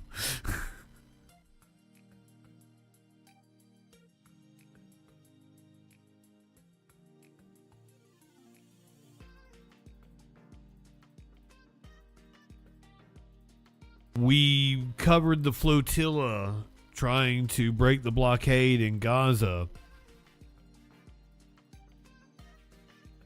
the other night when Israel boarded it. Like, it was happening live as we were on stream.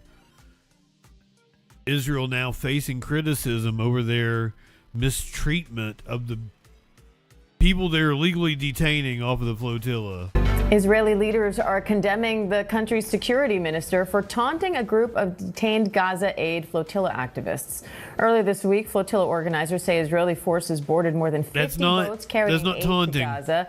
Then yesterday, Itamar Ben-Gvir posted a video on X of IDF soldiers forcing the activists to their knees with their hands zip-tied behind their backs. In it, Ben-Gvir laughs at the detainees and at one point says, "Don't be bothered by their screams."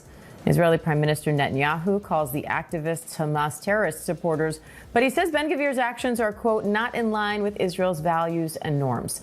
Now, Israel is deporting those activists, and U.S. Ambassador to Israel Mike Huckabee says Ben-Gvir betrayed the dignity of his nation. Let's bring in ABC News foreign correspondent Tom Sufi-Burridge with more on that story. Tom, what's the latest here? I have not heard reports of sexual assault from this latest batch, but there were reports from the last flotilla. and well-documented Israelis employing sexual assault to prisoners, so it's not a surprise or a stretch.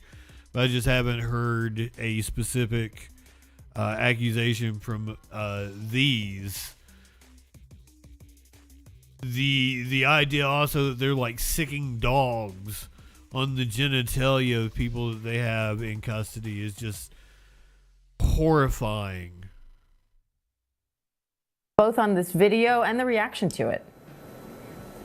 Yeah, the video that also has been documented. I mean, you can see that group of dozens of international activists who were on that flotilla of boats in recent weeks trying to get to the shoreline of Gaza before the Israeli Navy intercepted them and detained them and took them to shore. But you can see them in this detention center. They're being forced at points into a pretty uncomfortable position with their head on the ground, kneeling. And yes, the Israeli far-right Security Minister Itamar Ben-Gvir can be seen touring that center and appears to taunt the activists. And then he's posted this video online, and it has caused an absolute surge of outrage and international condemnation. I mean, countries right across Europe, Italy, France, Spain, Albania, the Netherlands. I mean, better late than never, but I mean, come the fuck on. This was the line. All condemning this video as completely outrageous, to sort of broadly summarize what they've been saying. Many of those countries have summoned their ambassadors. The line for me was to explain decade and a half ago, 2 decades ago, whenever I got informed on what the fuck was going on. Figure within Israel. I mean, he is a far-right minister, so he is part of Benjamin Netanyahu's government, but he has been known for pushing the cause of settlers in settlements in the West Bank, which are internationally regarded broadly as being illegal. So he's a very, very divisive figure. And on this count, he is attracting a wave of international condemnation, not just for the way the activists are being held, but the fact that he's posted this online and then gone to the center himself and appears to kind of taunt these activists, which are from countries which are allies of Israel. How significant is this condemnation from multiple Israeli officials, including Netanyahu? Yeah, I mean, Benjamin Netanyahu released a relatively short statement. I mean, he did defend Israel's right to stop what he said were Hamas terrorist supporters from reaching the shores of Gaza, but he said that the actions of Itamar Ben-Gvir were, in his words, not in line with Israel's values and norms. There was a stronger statement from Israel's foreign minister. Oh, it was 100% in line with. I mean, that's what the other night we did this, and I'm like, I would respect it so much more if they didn't say, oh, that's not who I am. That's not in line with my values. That's not in line with our values. Bullshit. I'd respect you a lot more if you just came out and said, yes, those are my values. That I have watched politicians argue that you should be able to employ rape as punishment in Israeli prisons. I've seen them argue it in their kismet or kisimit or whatever the fuck it's called. There are cracks within the coalition, the governing coalition of Benjamin Netanyahu, because he is in government and has been in government for years with far-right parties like that of Ben-Gvir. What I think is significant is there is an Israeli election coming in the fall. And so I think in that sense, I think many people in Israel who are opposed to Itamar Ben-Gvir are outraged at the video and also the damage that it's going to do and is doing quite clearly to Israel's reputation around the world and its relationship with its international allies. But also, if you think that this election is coming up, I think it also, gives a sense of the fact that there will be divisions within the ruling governing coalition now, and which will become more marked as we head towards that crucial Israeli election, which for many people will be a bit of a referendum on the record of not only Benjamin Netanyahu, but his government, which has included these far-right parties. The activists say they were trying to break the blockade because of the dire situation in Gaza. What's it like in Gaza right now?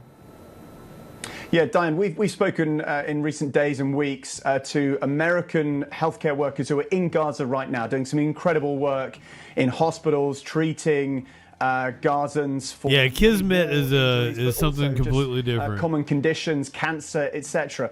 They paint a very dire picture about life in Gaza, particularly in the hospitals. They say that there aren't enough resources. They say that most basic drugs, antibiotics, which you'd be able to access and get I love you, Poo Poo Sama. in an American hospital, just aren't available in Gaza today. They say that not many supplies, crucial supplies, are getting through. In terms of like rebuilding Gaza, we've seen, obviously the Trump administration. They're building some kind of a wall. It's board of peace for Gaza. There was a ceasefire came into effect 7 months ago. I guess they're going to wall off the coast from everything else and then build some. There are regular Israeli attacks in Gaza. Israel says it is going after Hamas and people linked to Hamas, but they say that there are regular explosions they always on a daily say. basis in Gaza. So they say there really isn't a ceasefire. The only thing that people point to that has improved is I'm sorry, Poo Poo Sama. And therefore there aren't the levels of. I moved over to a different set of commands, and nobody set a command for you. They had your command set on one of the other like Streamlabs or something. Like I'm on Nightbot or something like that now. You did have a command. You absolutely did. But I just consolidated everything into like one place. I'll have to fix that. It'll take me months, but I'll eventually do it.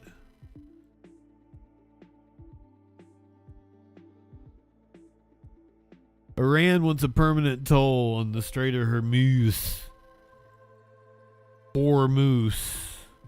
To France told Bloomberg News that the country is working on a formal Alien. system Did I tell you good evening? with Oman to charge tolls through the Strait of Hormuz as Iran continues to grip on to its control when it comes to the waterway. President Trump moments ago in the Oval Office. I'm not even sure what you're talking about when you say troll sub badge. We want it open. We want it free. We don't want tolls. To be completely honest it's an international waterway. They're not charging tolls.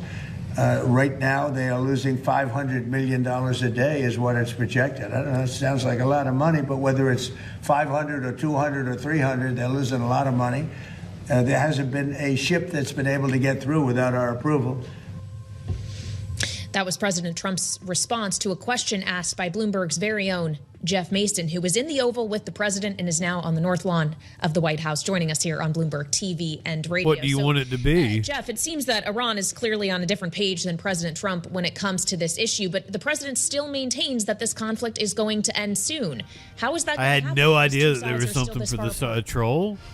Well, that's a great question. He did say that he thinks it's going to end soon, but he obviously does not see the Strait of Hormuz in the same way that Iran sees it. The big question will be whether or not that's a big enough sticking point to prevent them from receiving or getting to a peace deal, or whether that's something that the president is willing to table. We can do that. And we don't know the answer to that. What we do know is Iran is using the Strait of Hormuz as I'll make it myself. I made all my other trolls. And has learned over the last several weeks of this war that it has the upper hand with regard to the Strait of Hormuz. And so the question is, does the rest of the world accept that, and in particular, does President Trump accept that, or does it? It seems like a lot of work that they're currently working on putting together. But if you guys want it, I'll make it happen. Television, you can see the honor guard behind Jeff Mason on the White House North Lawn as President Trump gets ready to participate in an ambassador credentialing ceremony. That's also why you're hearing those horns blare there. It's a very busy day at the White House, Jeff. I also want to ask you about another sticking point that we know has come up in the negotiations, including the stockpile of already highly enriched Well, all the cool channels I know that you do it. brought this up in the Oval Office. Where does President Trump But like I said, I've been meaning to fix the raid and how the U.S. the hype train and shit, and I haven't done that yet extracting because I'm just that enriched lazy. material? Yeah, Tyler, it certainly is another one of those sticking points. And I did ask the Aw, president about Poo Poo that, Sama, you whether get or a titty not slap. Iran can hold on to that stockpile, and he said no, that they would that would have to be taken out of the country. But he did not give details as to how that would be done. And Iran, in the latest reporting, Do you hear the song they're playing? That's the song that I use. Like it's whenever it's election night coverage. That's the song that plays right before the announcer announces me. is the Iranian supreme leader is saying that that is not to be taken out of the country. So that seems like another potential big hurdle to a peace deal. And the question is, again, how firm is President Trump on this issue, and how much is he willing to compromise on it with Tehran? Wow, they timed it perfect on the song. Like, that couldn't have been on purpose. They couldn't have known. Or maybe just the editor cut it right there.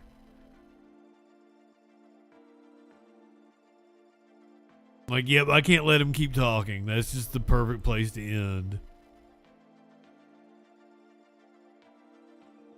We were supposed to put somebody to death tonight, but the Tennessee Department of Corrections gave him a reprieve. Here's what happened. All right, so I am seeing, this is Governor Bill Lee's statement. I'm going to read it in its full entirety. Okay. So let me read Governor Bill Lee's statement to you right now. I am granting Tony Von Carruthers a temporary reprieve from execution for 1 year. Breaking news, Tony Carruthers has a reprieve for 1 year. So a temporary stay, a temporary reprieve for a year. There are additional details about it. And then he goes on to discuss how they could not get the IV, the IV started. So because of today's botched execution. That's astonishing. Tony Carruthers, breaking news, Tony Carruthers has a 1 year reprieve from execution. So his botched execution this morning in Tennessee. For an entire year before he is scheduled for his next potential execution. And as I told you earlier, I just had this thought.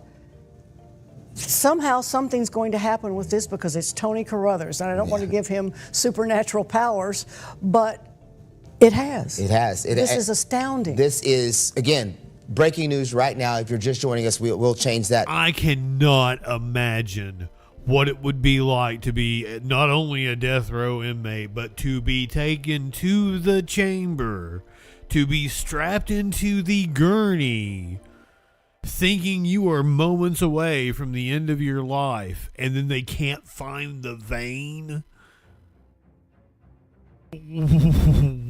Wow, what a mind fuck. At the bottom there, Tony Carruthers has a 1 year reprieve from execution, according to Governor Bill Lee. Governor Bill Lee has given him that 1 year reprieve. We discussed this earlier, Janice, that the state, the governor, was going to have to do something because of how botched today's execution attempt was. He was in a huge, huge mess. He was in a pile of mud, sand, or whatever, up to his neck. Yes, and so the fix to that, or the counter to that, the PR counter to that, whatever you want to call it, is a 1 year reprieve for Tony Carruthers, effective today, announced today. Just now, Governor Bill Lee just now releasing that statement. So breaking news, Governor Bill Lee has granted Tony Carruthers a 1 year reprieve after today's botched execution attempt in Nashville. Huge news. And you can imagine the scrambling at the governor's office, all of the people who deal with these things coming together, like, what are we going to do? What are we going to do? How they pick the year would be interesting to know. They may not tell us, but he's going to have to deal with fallout across the country and some pretty bad publicity over this thing. It's also going to give Tony Carruthers' attorneys time. Time to try to get that DNA tested. Yeah, maybe that could happen. And will that be enough? I mean, the West Memphis 3 didn't have any DNA there either. You're right. I mean, it will be it's going to be interesting, but this is just something that, wow, it's not anything I would have ever predicted. I did not. Traditionally, I've covered, from a distance, executions in the past, and they either go one of two ways. The execution goes through, or a stay happens at the last minute. That's pretty much all that happens. Yeah, and so I've never been in a situation like this. I think we'd be remiss if we did not mention the families and the impact that this 1 year reprieve is going to have on the families. Can you imagine the thoughts the night before? You're either the family of the victims or even Tony Carruthers' family. The night before, you're going, you might not sleep. This is not they don't know what to expect. The families of the victims don't know what to expect. It's not something They any wanna human go, being should and they have to wanna justice experience. for their families. Tony Carruthers' family would not know what to expect. One of the many They get reasons there, why the state should not this be given happens? this power. And then you find out 3 hours later that you've got to wait a whole nother year to go through the same cycle of emotions again. Which is the reason that people against the death penalty give, because it puts the families, even of the victims, they have to go Through through these court even cases. more. They have to keep reliving all of this stuff, and we're more than 30 And years. over and over and over again, the victims' families say it doesn't bring them any kind of closure once the perpetrator has died. It doesn't bring their loved one back.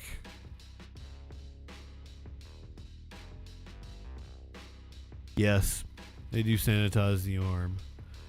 Let's see if we can get like a recap of what he did. Surrounding the scheduled execution of convicted Memphis triple murderer Tony Carruthers. Now, in just minutes, the state of Tennessee is expected to carry out the execution at River Maximum Security Institution that's in Nashville. Carruthers was convicted in one of Memphis's most notorious murder cases, the 1994 killings of Marcellus Anderson, his mother Deloise Anderson, and Frederick Tucker. Their bodies were all found buried underneath a grave in South Memphis. We're going to bring you live team coverage, reaction from Memphis, the latest legal developments out of Nashville, and, of course, what happens next. Now, let's get to a timeline of events here to get you caught up on everything. Back in February of 1994, 3 people disappeared in Memphis. Then days later, investigators made a gruesome discovery at Rose Hill Cemetery in South Memphis. Prosecutors alleged that Marcellus Anderson, his mother Deloise Anderson, and Frederick Tucker were kidnapped and then buried in a grave beneath a casket prepared for another funeral. Investigators testified that some victims were actually still alive when they were buried. Tony Carruthers and his co-defendant James Montgomery were later convicted and sentenced to death. Carruthers represented himself during portions of the trial after repeated disputes with attorneys. Now, over the decades, Carruthers filed several appeals claiming innocence, mental health concerns, and constitutional violations. Tennessee courts repeatedly upheld the conviction and that death sentence.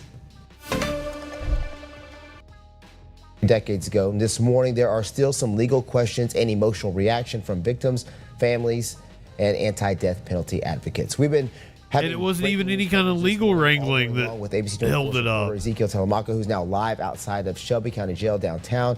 Ezekiel, thank you so much for joining us this morning as we get closer to that scheduled execution. So again, he did not face execution. Doctors could not find his vein. Has been given a reprieve of a year. Jesus Christ.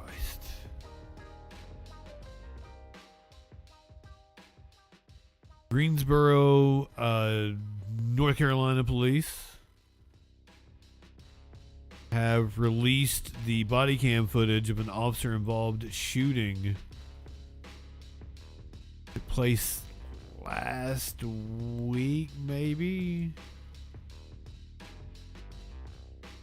I don't know, the body cam doesn't have the date on it. That's unusual. Kelly, Greensboro police have released body cam footage from the deadly shooting on Marion Street from last... Thought the weekend was getting ready to sing to us there for a second. Soup. See, that is just a shitty ass fucking raid thing. I've got to fix that. Welcome in, Soup, you handsome man. Good evening, Raiders. I am Justin Freakin.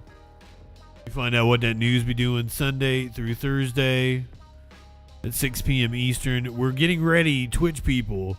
If you like late night TV, we're getting ready to take a trip down memory lane and watch a whole bunch of classic late night TV. We're going to watch the last Johnny Carson, the last Conan O'Brien Tonight Show, the last Colbert Report, and then I'm going to play the last Late Show live. We're going to take CBS at 11:30 Eastern Time. We're going to start playing late shows and tonight shows at 8:30 Eastern Time. That's about 30 minutes from now. soup brought eggs. But welcome in, Raiders. Kickback. Make yourselves at home. I kind of don't want to go to like horrific news with you guys here. Let's do something fun.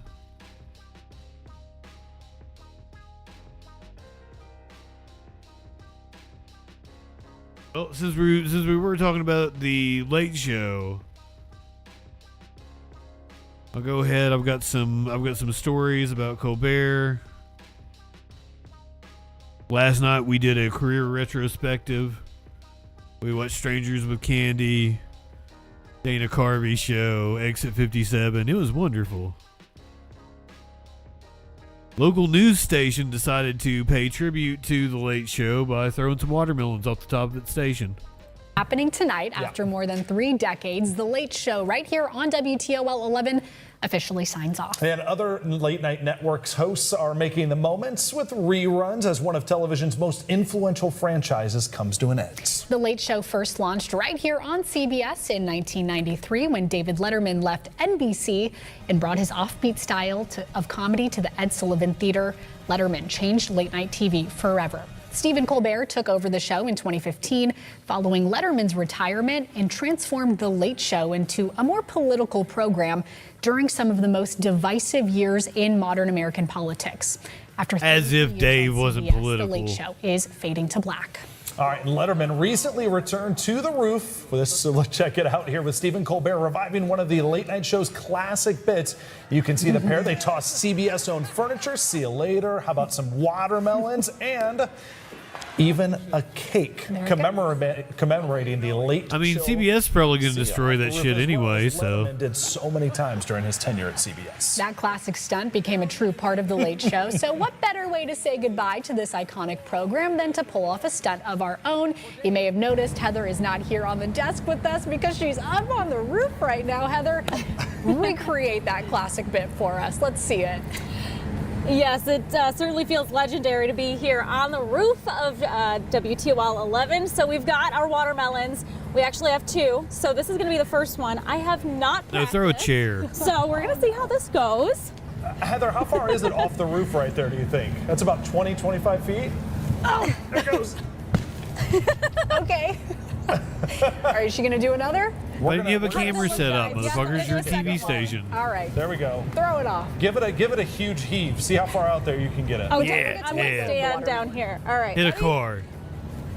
Oh. There it goes. Woo! Nice.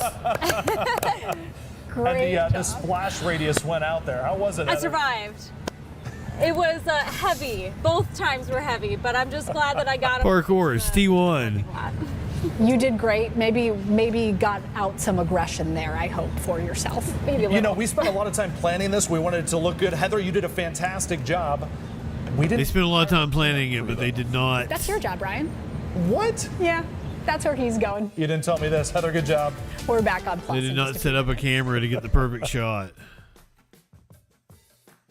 They spent a lot of time.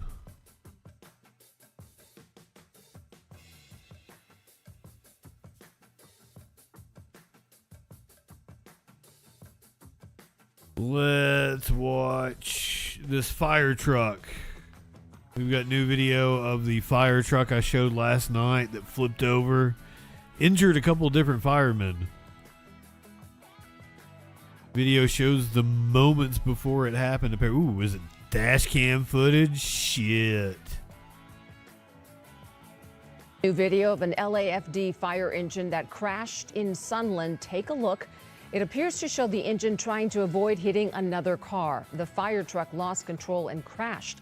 It happened less than a mile from Fire Station 74, the station they were dispatched from. Eyewitness News reporter Rob Hayes has the new details. Investigators. Tonight we have new. Oh, they were showing it again anyway. I was like, we gotta see that again. In Sunland, take a look. It appears to show the engine trying to avoid hitting another car. The fire truck lost control and crashed. It happened less than a mile from Fire Station 74, the station they were dispatched from. Eyewitness News reporter I have never seen a truck that big hit the skids like that. Investigators have a different look at last night's frightening fire engine crash in Sunland. From the camera angle first reported last night, why this LA Fire Department engine swerved and crashed into a parked car and the Sunland H&R Block office was unclear.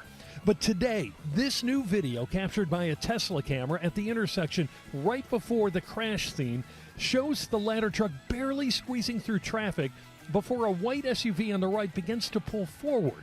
An official cause of the wreck has not been released, but you can see the following fire truck try to make it through the now smaller hole and lose control, ramming into a parked car and rolling over into the building. Technically, by law, you're Tried to supposed make it into the hole. be behind them after they passed by you.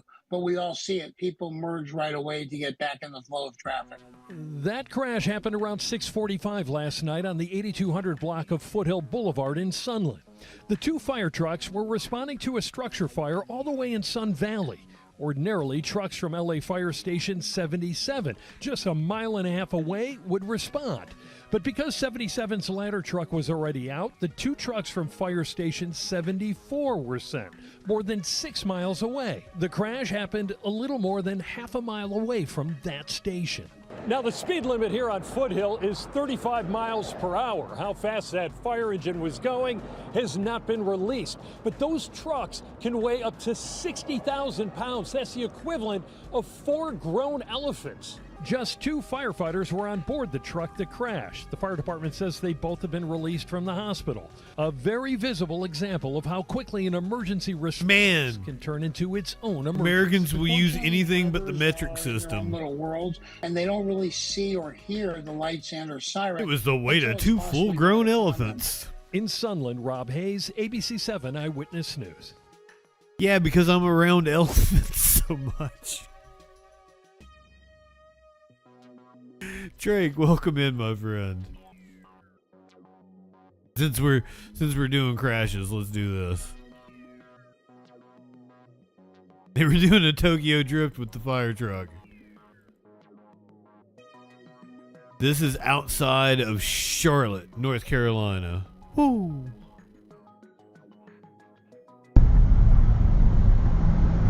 Keep your eye on the other lane on the coming traffic there. Ooh.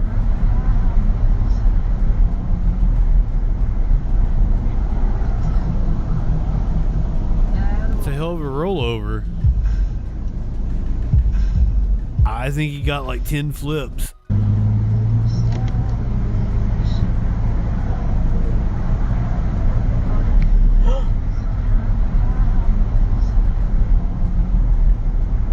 Seven.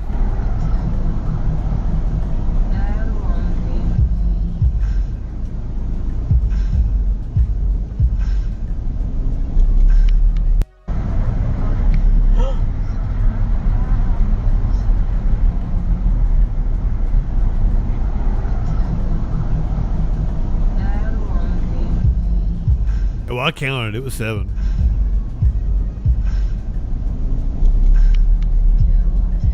I didn't count the last. It didn't fully rotate the last time.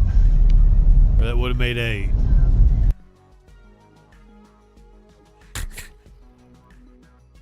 The most absurd news, politics, and current events. That's what we do here.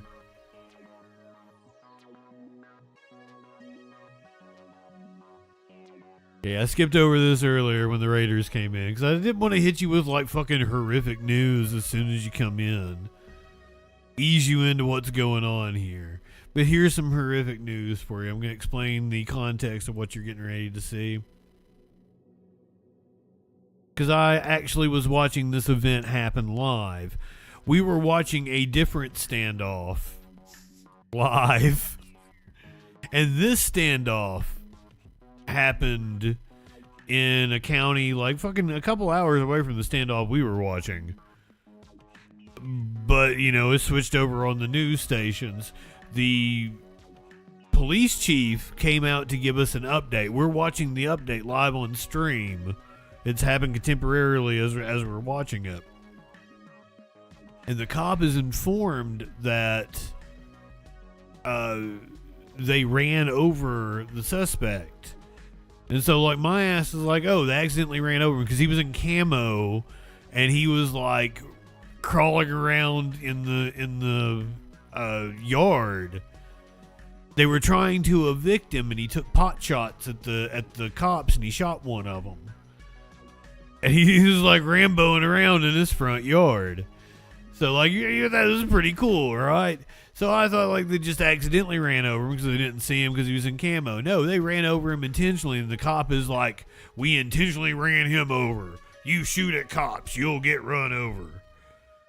So they've now released the footage. It's funny because I'm like, they accidentally ran him over, and then just seconds later, the cop is like, we intentionally ran him over. Because that's happened to me a few times. I've got one where, like, they're doing a chase of this woman. I'm like, oh, she's going to get away. And just moments later, like, oh, she's in handcuffs now. I love those. It's so funny. But this is the footage. I have not watched this yet of them actually running him over. So, content warning, fuckers. See, and I know Soup does, like, comfort content. Soup ain't doing, like, hellscape the way I am. I hope Soup warned you guys before he brought you in here what you were getting into. Good shot! One good shot, Justin, are you good? I'm great. Graphic and dramatic new video just released from a deadly confrontation in Porterville in April that claimed the life of a Tulare County Sheriff's deputy. A law enforcement drone right overhead as a Kern County Bearcat is taking fire from David Eric Morales.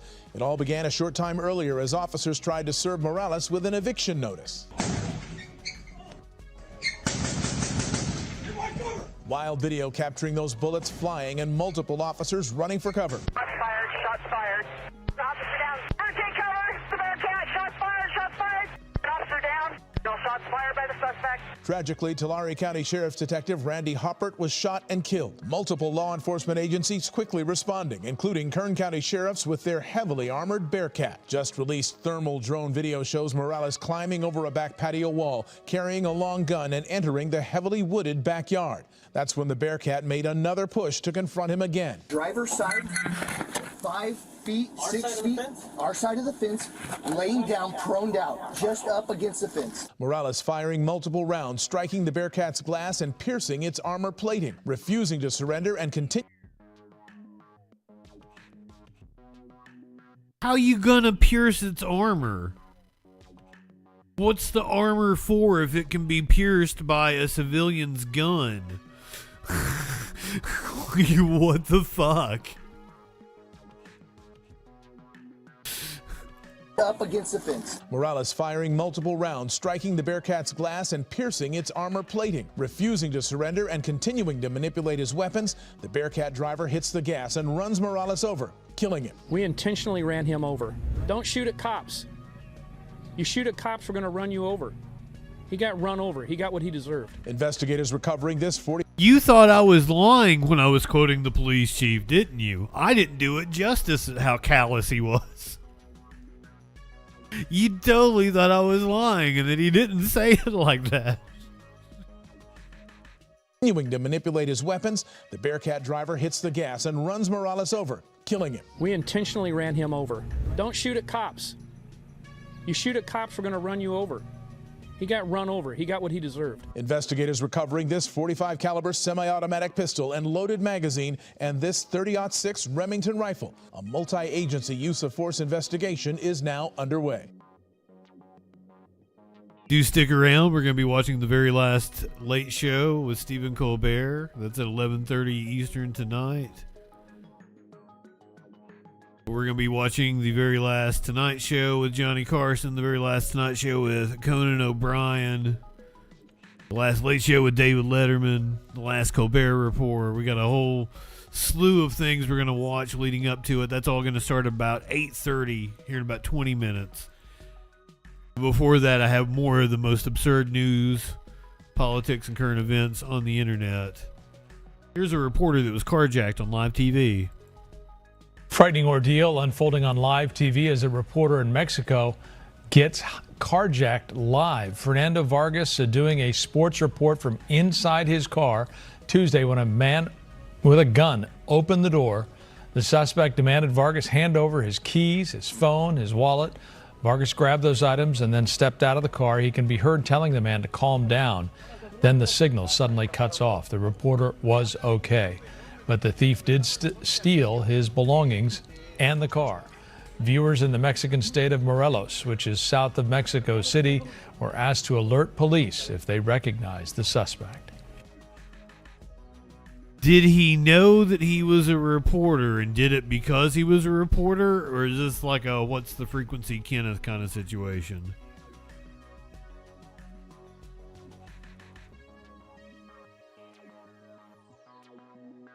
If you don't know what I'm talking about, it was Dan Rather.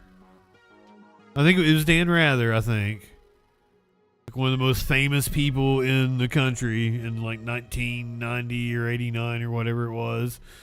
And some dude robbed him on the street and said, "What's the frequency, Kenneth?" That's where the REM song comes from. I'm just a wealth of useless knowledge. 7 people were arrested due to burglaries in the LA area using hidden cameras, Wi-Fi. They're getting technically advanced. 7 people are now in custody for a series of home break-ins all across West LA, Ventura County, and the San Fernando Valley. Our McCullough Medina shows us their alleged tactics, even using social media to scope out their targets.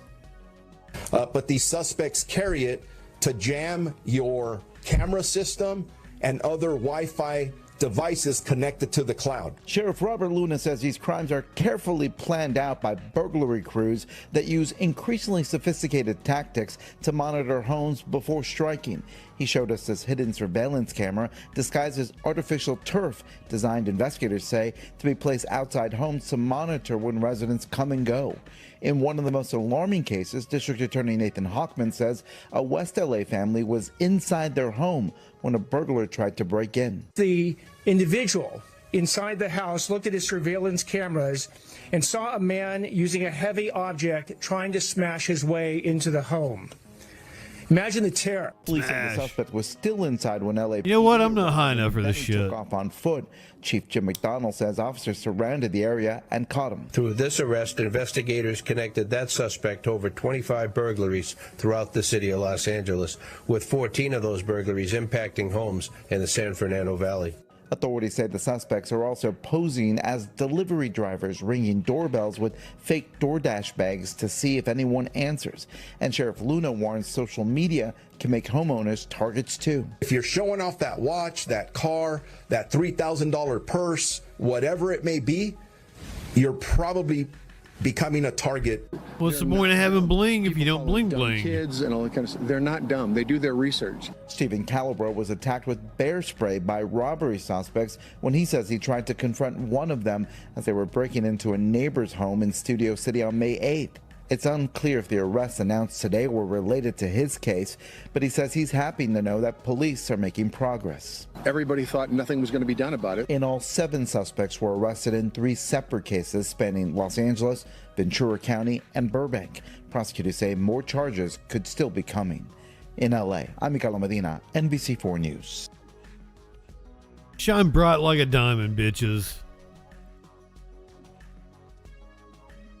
Don't lose your luster because you might become a victim of petty criminality. Come on. The last Late Show has already taken place. It has been taped. It was filmed earlier. We're going to be watching it here in just over 3 hours. Colbert says his cancellation may have saved his life. With the Colbert Report, I knew how I wanted it to end because, well, I picked the date. This time, it wasn't my choice, wasn't my date. It's not written, but I know what I want to have happen. Who knows? Maybe CBS saved my life because it takes a lot of bone marrow to do the show every day.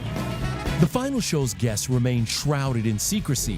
Fan theories include former President Barack Obama, his first guest, he's already been there, Clooney, or even wife of 32 years, Evie. I would assume Clooney makes an appearance. Everything are coming to the last show. Tonight's guests are Steven Spielberg and close confidant Jon Stewart. Steven told People they first met in 1998, just after Jon was announced as the new Daily Show host. Evie and I are watching, like, I don't know, maybe Entertainment Tonight, and it's announced that it's going to be Jon Stewart. There was a press conference, and I stood up and I said, Stephen Colbert, Daily Show. It had been touted in the press that I was to take over.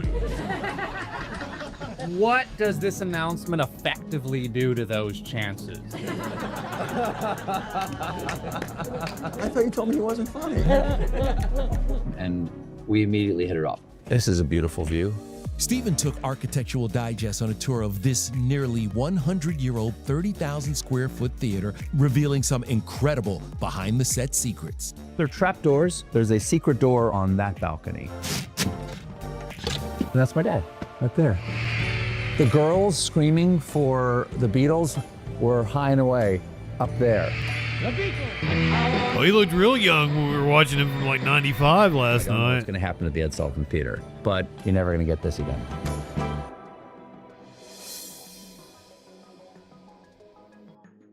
I'm glad they brought up the Ed Sullivan Theater. That's a great segue to the history of the Ed Sullivan Theater. This is CBS New York. To The Late Show with Stephen Colbert for the past 11 years. And tomorrow, Colbert will tape his last show in front of a live studio audience. For nearly 100 years, some of the biggest entertainers were introduced to the world on that very stage. And Jessica Moore reports on the theater's rich history. The performances are legendary, with star turns from some of the biggest names in entertainment.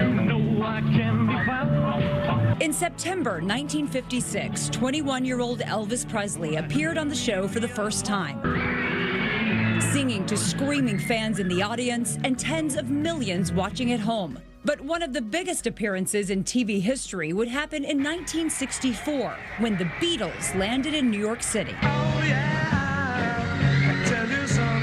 From the very beginning, the theater was involved in making stars. Ron Simon is head curator at the Paley Center for Media and has been in the audience for The Late Show with Stephen Colbert and The Late Show with David Letterman.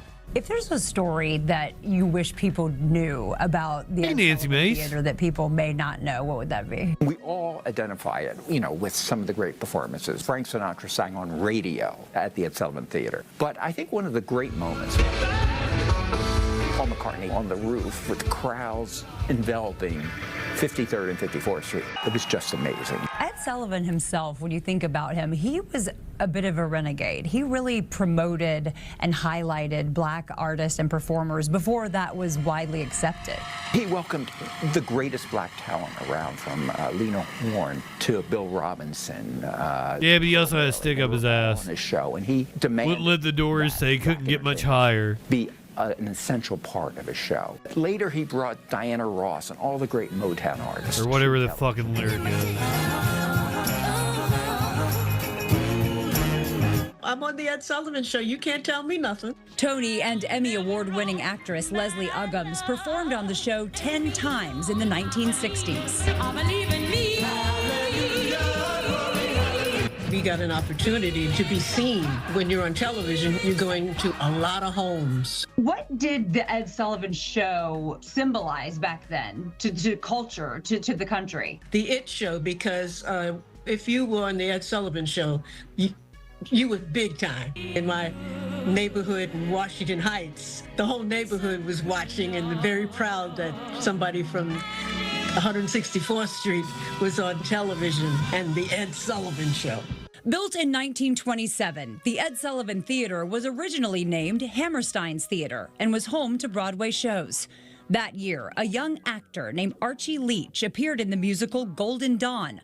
Leach would later be known as Hollywood movie icon Cary Grant.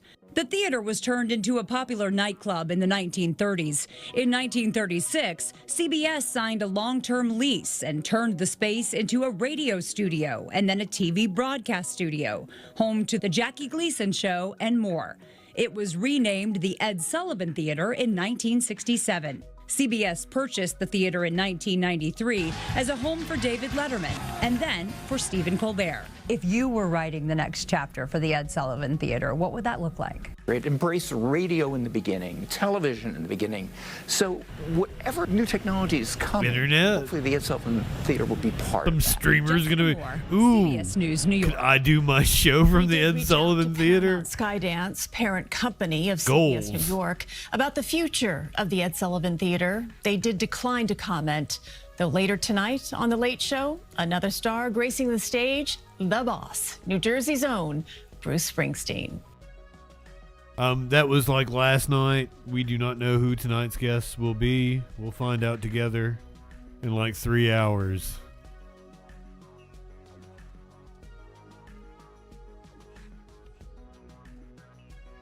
The former occupant of the Ed Sullivan Theater, David Letterman. Letterman helped reinvent late-night television. Across 2 networks and 3 decades, he made millions of Americans laugh with his top 10 lists, stupid pet tricks, and so much more. The network has sent over one last thing This for both of us to is enjoy. very thoughtful of them. He visited current host Stephen Colbert before the Late Show franchise Letterman founded goes off the air. Whoa, what a day for a walk. Not far from the finish line of the Indy 500. Highly recommend that episode. Great episode. It was Thursday night's episode. Show say about comedy in America. It kind of makes me sad. We always relied on it. You would read the newspaper in the morning, and at night you would see Johnny Carson. And Johnny would give you a perspective, whether you agreed with it or not, but it was always funny. And without that, I think we're losing a valuable perspective. I think it's very, very important to the American culture. I think it's too bad that Stephen is gone. I think it's a huge mistake. Letterman talked to us along with the co-owners of his Indy racing team, businessman Mike Lanigan, and Indy 500 champ Bobby Rahal. Letterman started loving racing and the speedway at an early age. It's otherworldly, for God's sakes. And then you put 33 men and women driving at over 200 miles an hour. Well, none of this should be legal. Am I right? Let's close it down. So when you come out on race day, it's crazy. It's just crazy. Dave and his team gave me a tour of their garage. Look at that. That's a beautiful machine. Think about putting a person in there. Wow. There's not much room to go to work, is there? Then we headed to pit row. Come on! That's why we paid the money to get in here.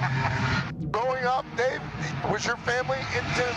No, it was me, my uncle, and me. My uncle was the man. I've tried to get first into time to the track when I was just a kid. open wheel IndyCar. You know. What's not to love about fast cars and being outside, right? That's right. Yep. We watched Bobby's son Graham Rahal compete to qualify for the race later that day. What are they doing now? That's his engineers and everything. God, oh, this is cool. Bobby, the red tires are going to be quicker here. Yeah. In the end, Graham Rahal qualifies. All right. Yeah. Here we go. See how much fun this is, man. Letterman, Lanigan, and Rahal share a love of racing and a history of serious heart issues. That's why they joined a campaign to raise awareness about the dangers of heart valve failure. Heart valve failure is nothing to play around with. They're featured in a short documentary called Stay in the Race. 200. Is that shit what killed Kyle Busch? And when it works, it's like you're apparently like passing away just in the last few hours. Seriously, the dude just won a race just a couple weeks ago. This is kind of mind-blowing. Some breaking news just into our newsroom. A tragic report that NASCAR champion Kyle Busch has died. NASCAR has sadly confirmed that news on social media. Busch was 41 years old, a young man And I hadn't actually heard this news myself, but the family had come out and said that Bush had an illness, that he would not be taking part in the Coca-Cola 600 this weekend, and that he was seeking medical treatment, that he was in the hospital, but obviously a tragic turn in his health. This according to the Associated Press, saying that during the Cup Series race back on May 10th at Watkins Glen, that Bush radioed into his crew requesting medical aid from their doctor and a quote shot after the race. Now, according to the broadcasters at the time, they say that he had struggled with a sinus cold that had been exacerbated by the elevation changes by being in a race car. So that was going on, and then there was some turn that ended him up in the hospital with that illness. The family saying he would not be able to race this Sunday, and now this tragic news. Right, we're seeing a rise in respiratory illness. Earlier, saying that it was a severe illness, that he would not compete at Charlotte Motor Speedway. That announcement was made just yesterday. RSV, COVID. There is a new strain of COVID going around that apparently is vaccine resistant. Its privacy as the family tries to navigate the situation, and then that was just that statement less than 24 hours ago. And then now this turn, we are hearing again that Kyle Busch has passed away at the age of 41. Such a tough year for NASCAR. The dreadful plane crash, him and his wife and their children and friends, that was so tragic. Denny Hamlin, that house fire, where his mother and father were injured. He lost his father. Right. Again, crazy to me. I have been to multiple NASCAR races where Kyle Busch won the race I went to. Shocking news. Also tonight is a night that means a lot to me, I guess, because like the fucking Late Show has been a big part of my life. David Letterman was my idol. So very much looking forward to watching Johnny Carson and Conan and Dave, and then watching Colbert for one last time. So stick around with us on Twitch and Kick for that. Gonna hit the content warning. Puppy is okay, but he got attacked by a mountain lion. Dude apparently fought the mountain lion off. A scary encounter now for a Glendora man. He had to fight what off a beautiful mountain lion puppy that was attacking his dog outside his home. Luckily, the dog is okay, but she suffered some serious bites on her head. KTLA's Angelique today is live in Glendora with more from the homeowner, Angelique.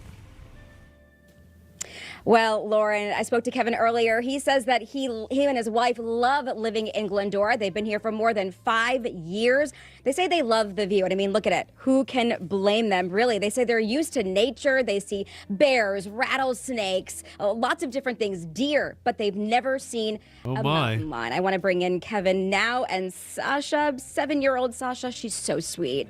Truly she's so special to you and your family. We love her to get. We don't have kids, my wife Laura and I, and so this is our child. Yeah.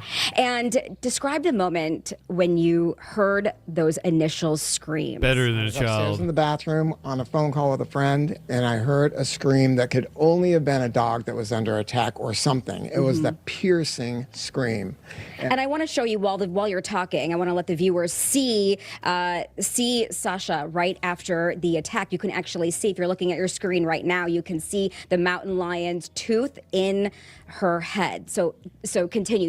You heard the scream from upstairs. I heard the scream from upstairs. I came running down here, and I saw a brown leg right outside the door, and I thought that she'd actually grabbed, because she's a watchdog. I thought that she grabbed a coyote. Oh, baby. But when I swung the door open, it was a huge mountain lion, and it had her completely under its control. Its arms was wrapped around her waist, around her belly, and Sasha's head was in its mouth. And I looked at it, and it looked at me. Its eyes were huge. I looked, I threw my arms up, and I said, "Get the F out of here," at the top of my lungs, and then I swung back, and I kicked it. And thank God it released my dog. Was there ever a moment when you were thinking, if I kick this mountain lion, this you estimate it to be 130 pounds, your dog is 95, Right. that it would come for you. No, I didn't think that for a second, and it wouldn't have mattered to me. Yeah. And people say, oh, that was brave of you. I think that any dog owner that really loves their dog would have done the same thing I did. Oh, gave it an elbow drop. And I would do it again. Yeah, and back out here live, I do want to point out to you next in front of Sasha. She's just right in behind What a beautiful baby. These claws right here, Kevin says they are from the mountain lion during this attack. You can get a sense of her paw right there and just how large these markings are from this mountain lion. Kevin, when you see these on your front doorstep, I mean, this is really just, I'm here right now. It's just feet away from your front door. How does that make you feel? Wait, does that baby not have an arm? Fortunate. I mean, that my dog is alive and I didn't get hurt. I am concerned about the people that live, because this lion it's just has been spotted under in her. the morning over on Glendora and Sierra Madre.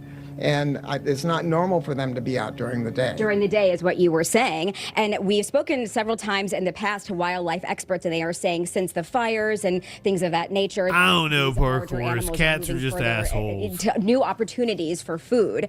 All right. I'm well aware. When we come back, but for now, reporting live in Glendora, Angela Cockett. I'll send it back to you in the studio. Beautiful puppy. If you're watching on YouTube or checking out the podcast, light one up, tip one back. It's all right to have a little fun before you hit the sack. I'm Justin FREAKIN. We'll see you Sunday night on the Troll Patrol live.